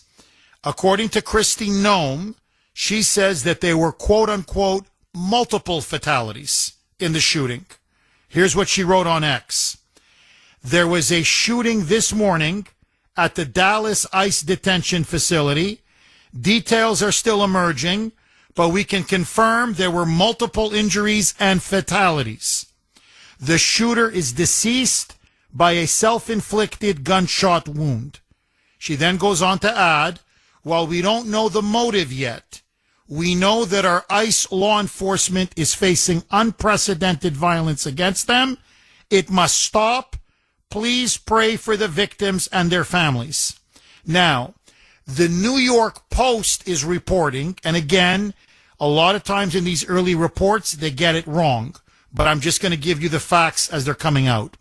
According to the New York Post, they're saying that 1 person was killed, 2 injured. And if you count the shooter, then I guess that's your multiple fatalities. But they're saying 1 person dead outside of the shooter, 1 person dead, 2 injured, and that those that were shot and 1 killed and 2 injured, according to the Post, they say those were detainees. They were not ICE law enforcement officers or agents. But again, it's still very early. Now, what is clear is that this was another attack on an ICE facility. It was another shooting. This is on top of other shootings and other attacks on ICE facilities across the United States. There's no question. And what is also without a doubt is that over the last year, the attacks on ICE agents and ICE officials have exploded up to 1,000%. There has been 1,000% increase in attacks on ICE and ICE agents.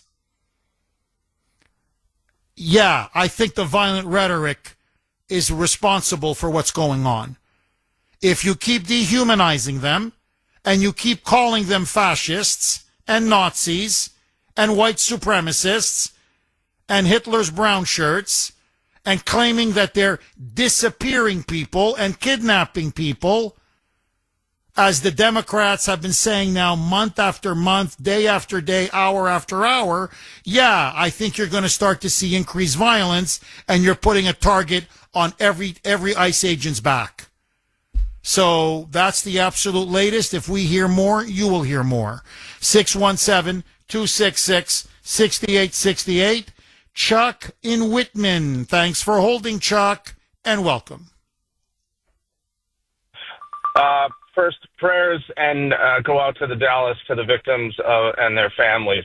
I'm a member of the Screen Actors Guild, SAG-AFTRA. I ran for national president. I exercised on my personal Facebook page my own freedom of speech, political satire, and during that time, the union did not make any announcements.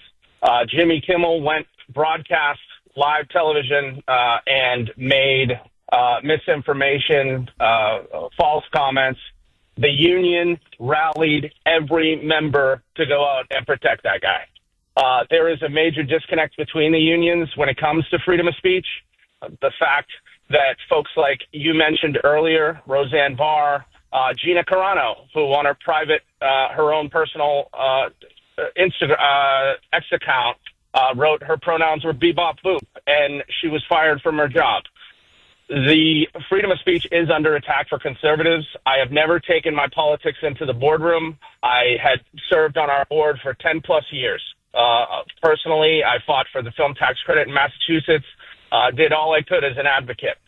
They released an article through a outlet in Los Angeles and basically slammed me for some Facebook posts.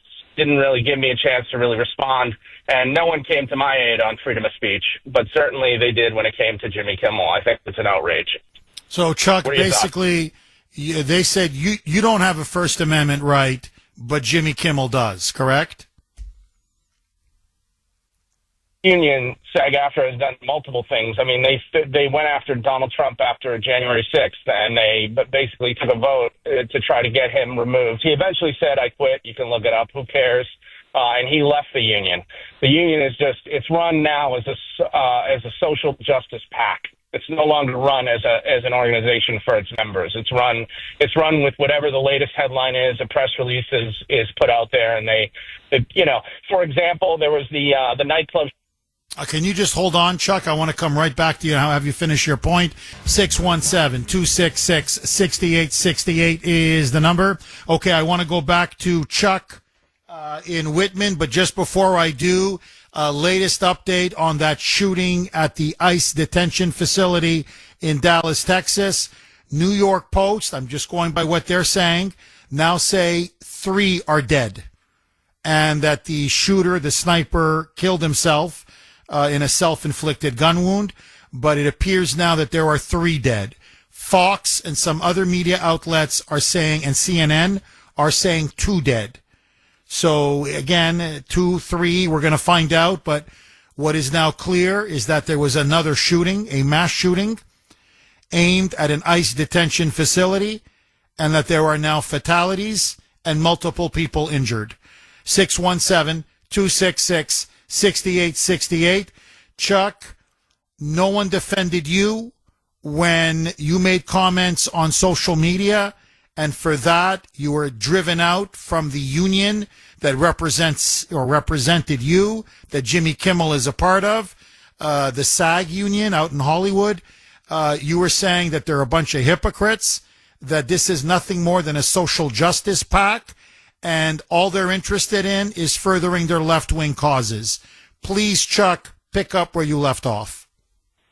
Absolutely, and let me back up where I was before we took the break. So there was a nightclub shooting, a gay nightclub shooting a few years back in Florida, and the union, though none of those victims, unfortunately, again, all victims sacred, and I wish them well in the afterlife.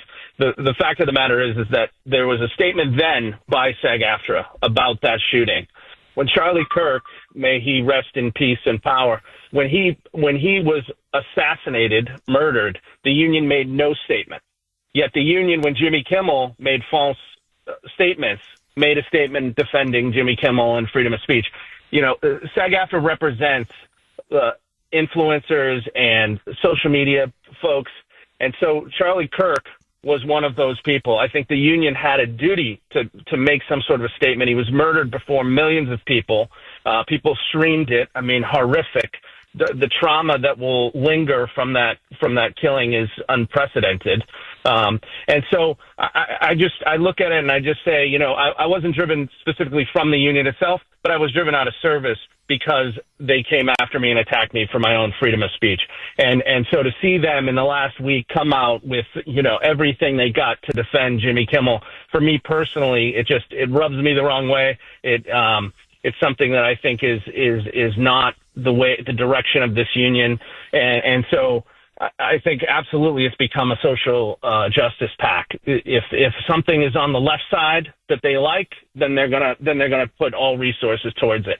If folks like myself, Roseanne Barr, Gina Carano, others who have flexed their own freedom of speech, there's no defense of those people. But when it comes to the union, and specifically in somebody like Gina Carano's situation, she lost a job. The union should have been all over that. She lost the job, and she didn't lose a job because in the case of something like Jimmy Kimmel, where Jimmy Kimmel is Jimmy Kimmel.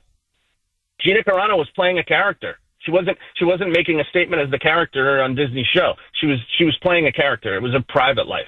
And so I think that this is where we're at in this country right now with censorship. If they believe in freedom of speech, as long as it's speech that they like, and it's not the other way around. Oh, you nailed it. You nailed it. That's what I mean. They want censorship for conservatives, but they want to be able to say whatever they want without any consequences. You're absolutely dead on, Chuck.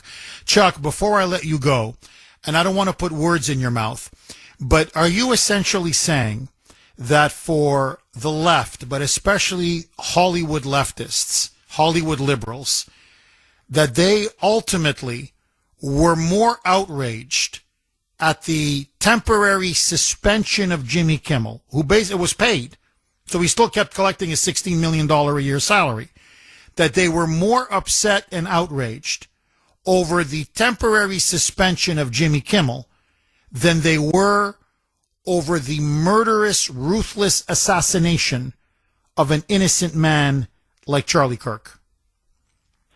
Well, generalizations are always a sticky situation, but I would agree with that statement on its totalitarian, on its total, on the total in its totality. Because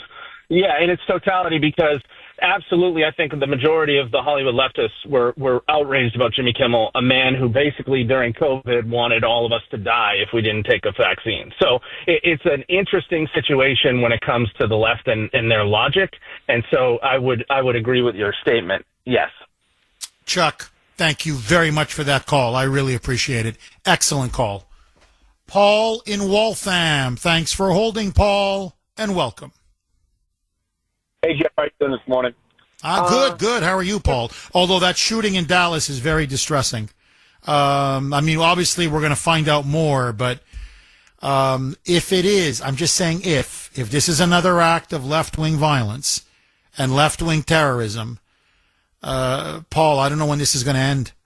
This has got to stop. But again, I want to know exactly the details, so I don't want to comment before I know all the facts. Please, go ahead, Paul.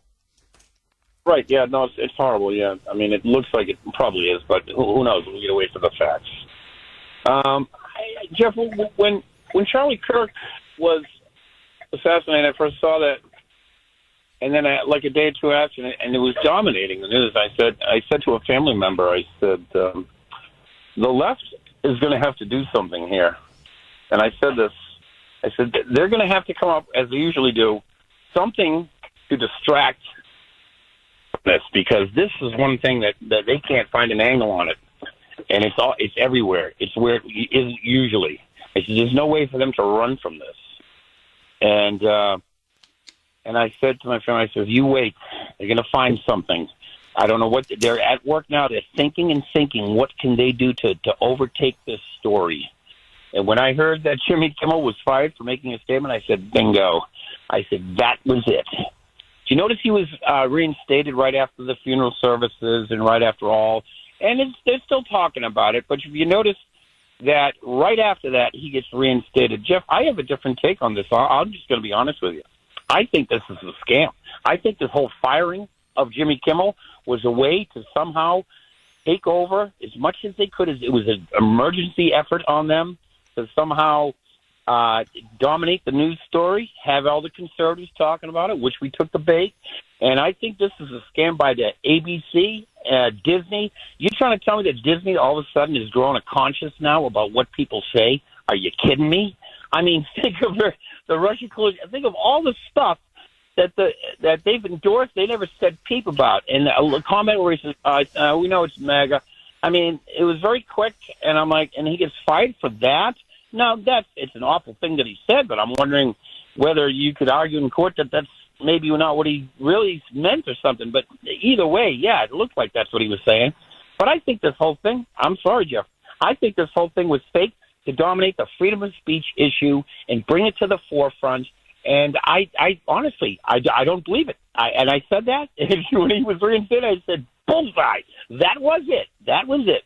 What say you, Jeff? Well, Paul, look, the rumor in Hollywood is, it's funny you should mention that, it's slightly different, yet kind of on your wavelength. They're saying it was an attempt to reboot his show. In other words, to say something so outrageous and then have Disney temporarily suspend him, and not even a slap on the wrist because he got paid. And then everybody would be talking about Jimmy Kimmel. And A, it would distract from the shooting of Charlie Kirk, the murder of Charlie Kirk. You're completely right. But also paint him as a martyr. Look, he got phenomenal ratings last night. Because everybody, I'm sure everybody tuned in. What's he going to say? What's he not going to say? And I'm sure he's going to get ratings again tonight and probably tomorrow and Friday. Down the stretch we come. All right, let's go to Arthur on Chestnut Hill. Thanks for holding, Arthur, and welcome. Well, 24 hours a day for the last, I don't know how many years, ICE has been called by all these politicians Gestapo and Nazis. As Elon Musk says, the left is the party of murder. And that's what we're getting. And we have to take new tactics. We have to turn around and change the laws. These people have to be arrested. These politicians have to be arrested, and they have to be arrested because they're breaking the law. And you know something? Jimmy Kimmel wasn't taken off the air for free speech. He was taken off the air because he lied and was offensive with his lie. And that's what's going on entirely with all the people who are causing all the problems. It's all based on lies. And our problem is we can't get the truth out. And the lies have prevailed for so many years that the truth doesn't matter anymore. When people talk to us, do we believe that ICE is Gestapo or Nazis? No, they're arresting the scum of the earth. I mean, and when you rape little children, and that seems to be the prevailing crime of all these gangbangers, how they love to have sex with little children. I mean, I don't think there's anything more disgusting than that. That's what ICE does every day of the week, going out, putting their life on the line. I wonder if Gavin Newsom is playing for their families after his grandstanding the other day. I mean, it's just disgusting to watch these people. And I just wanted, because I know we're running out of time, I just wanted to point up, I didn't finish a point the other day about the Palestinians. Everybody wants to free Palestine, but the people that know the Palestinians the best don't want them. It's not made very public, but the Egyptians have built walls in Gaza to keep the Palestinians out. Well, and you're dead on. And the Jordanians want nothing to do with them. And look, everybody who's dealt with them and knows them wants nothing to do with them. So that tells you everything you need to know. But on your previous point, Arthur, again, you're not 100, you're 1,000% correct. You keep libeling, smearing, and lying about these people nonstop around the clock. The media, the Democratic Party, these crazy moonbats and leftists. They're Gestapo, they're fascists, they're Nazis. As Gavin Newsom said in one of his speeches just recently, they're disappearing people. People are being disappeared. Well, what do you think is going to happen? You're putting a target on their back. People are going to say, you know what? These guys are a bunch of fascist thugs. They're kidnapping people, murdering people, sending people off to these dungeons all around the world. That's the way they're being portrayed in the media and by the Democrats. They're going to start taking the law into their own hands. They're going to start saying, we've got to start killing ICE agents. And that's exactly now what's taking place. Jeff in Natick. Thanks for holding, Jeff, and welcome. Hey, Jeff. Good morning. Thanks for taking my call. My pleasure. Great show. Thank you, Jeff. Jeff, not to rush you, but we've got 1 minute. The floor is yours. Go. I'll get to the point. Sorry. Do you think it's time for changes in Trump's administration? I mean, A lot of pressure under Noam and Bondi at this point. I'm shooting from the hip, but a lot of news last night at the UN and now this morning. Just wanted to get your thoughts. Oh, I'm with you. I think Pam Bondi has to go. I think Pam Bondi has to go. I think Kash Patel has to go. I think Dan Bongino has to go. No Democrat criminal has been arrested. Arrested. Forget convicted. No deep state criminal has been arrested or convicted. Now, Kristi Noem, I think, is actually doing a solid job. But I look at Pam Bondi, and I look at the DOJ, and I look at the FBI leadership, and everything they said they were going to do, they haven't done. And look, Trump signed the executive order. He did it. He has designated Antifa a domestic terrorist organization. So why isn't Antifa and the leadership of Antifa being rounded up as we speak? Again, I'll bet because Pam Bondi's not up for the job. And, Bongino likes to play a tough guy and Kash Patel likes to play a tough guy. Okay, we're not talking about a podcast. You're not running the entire FBI.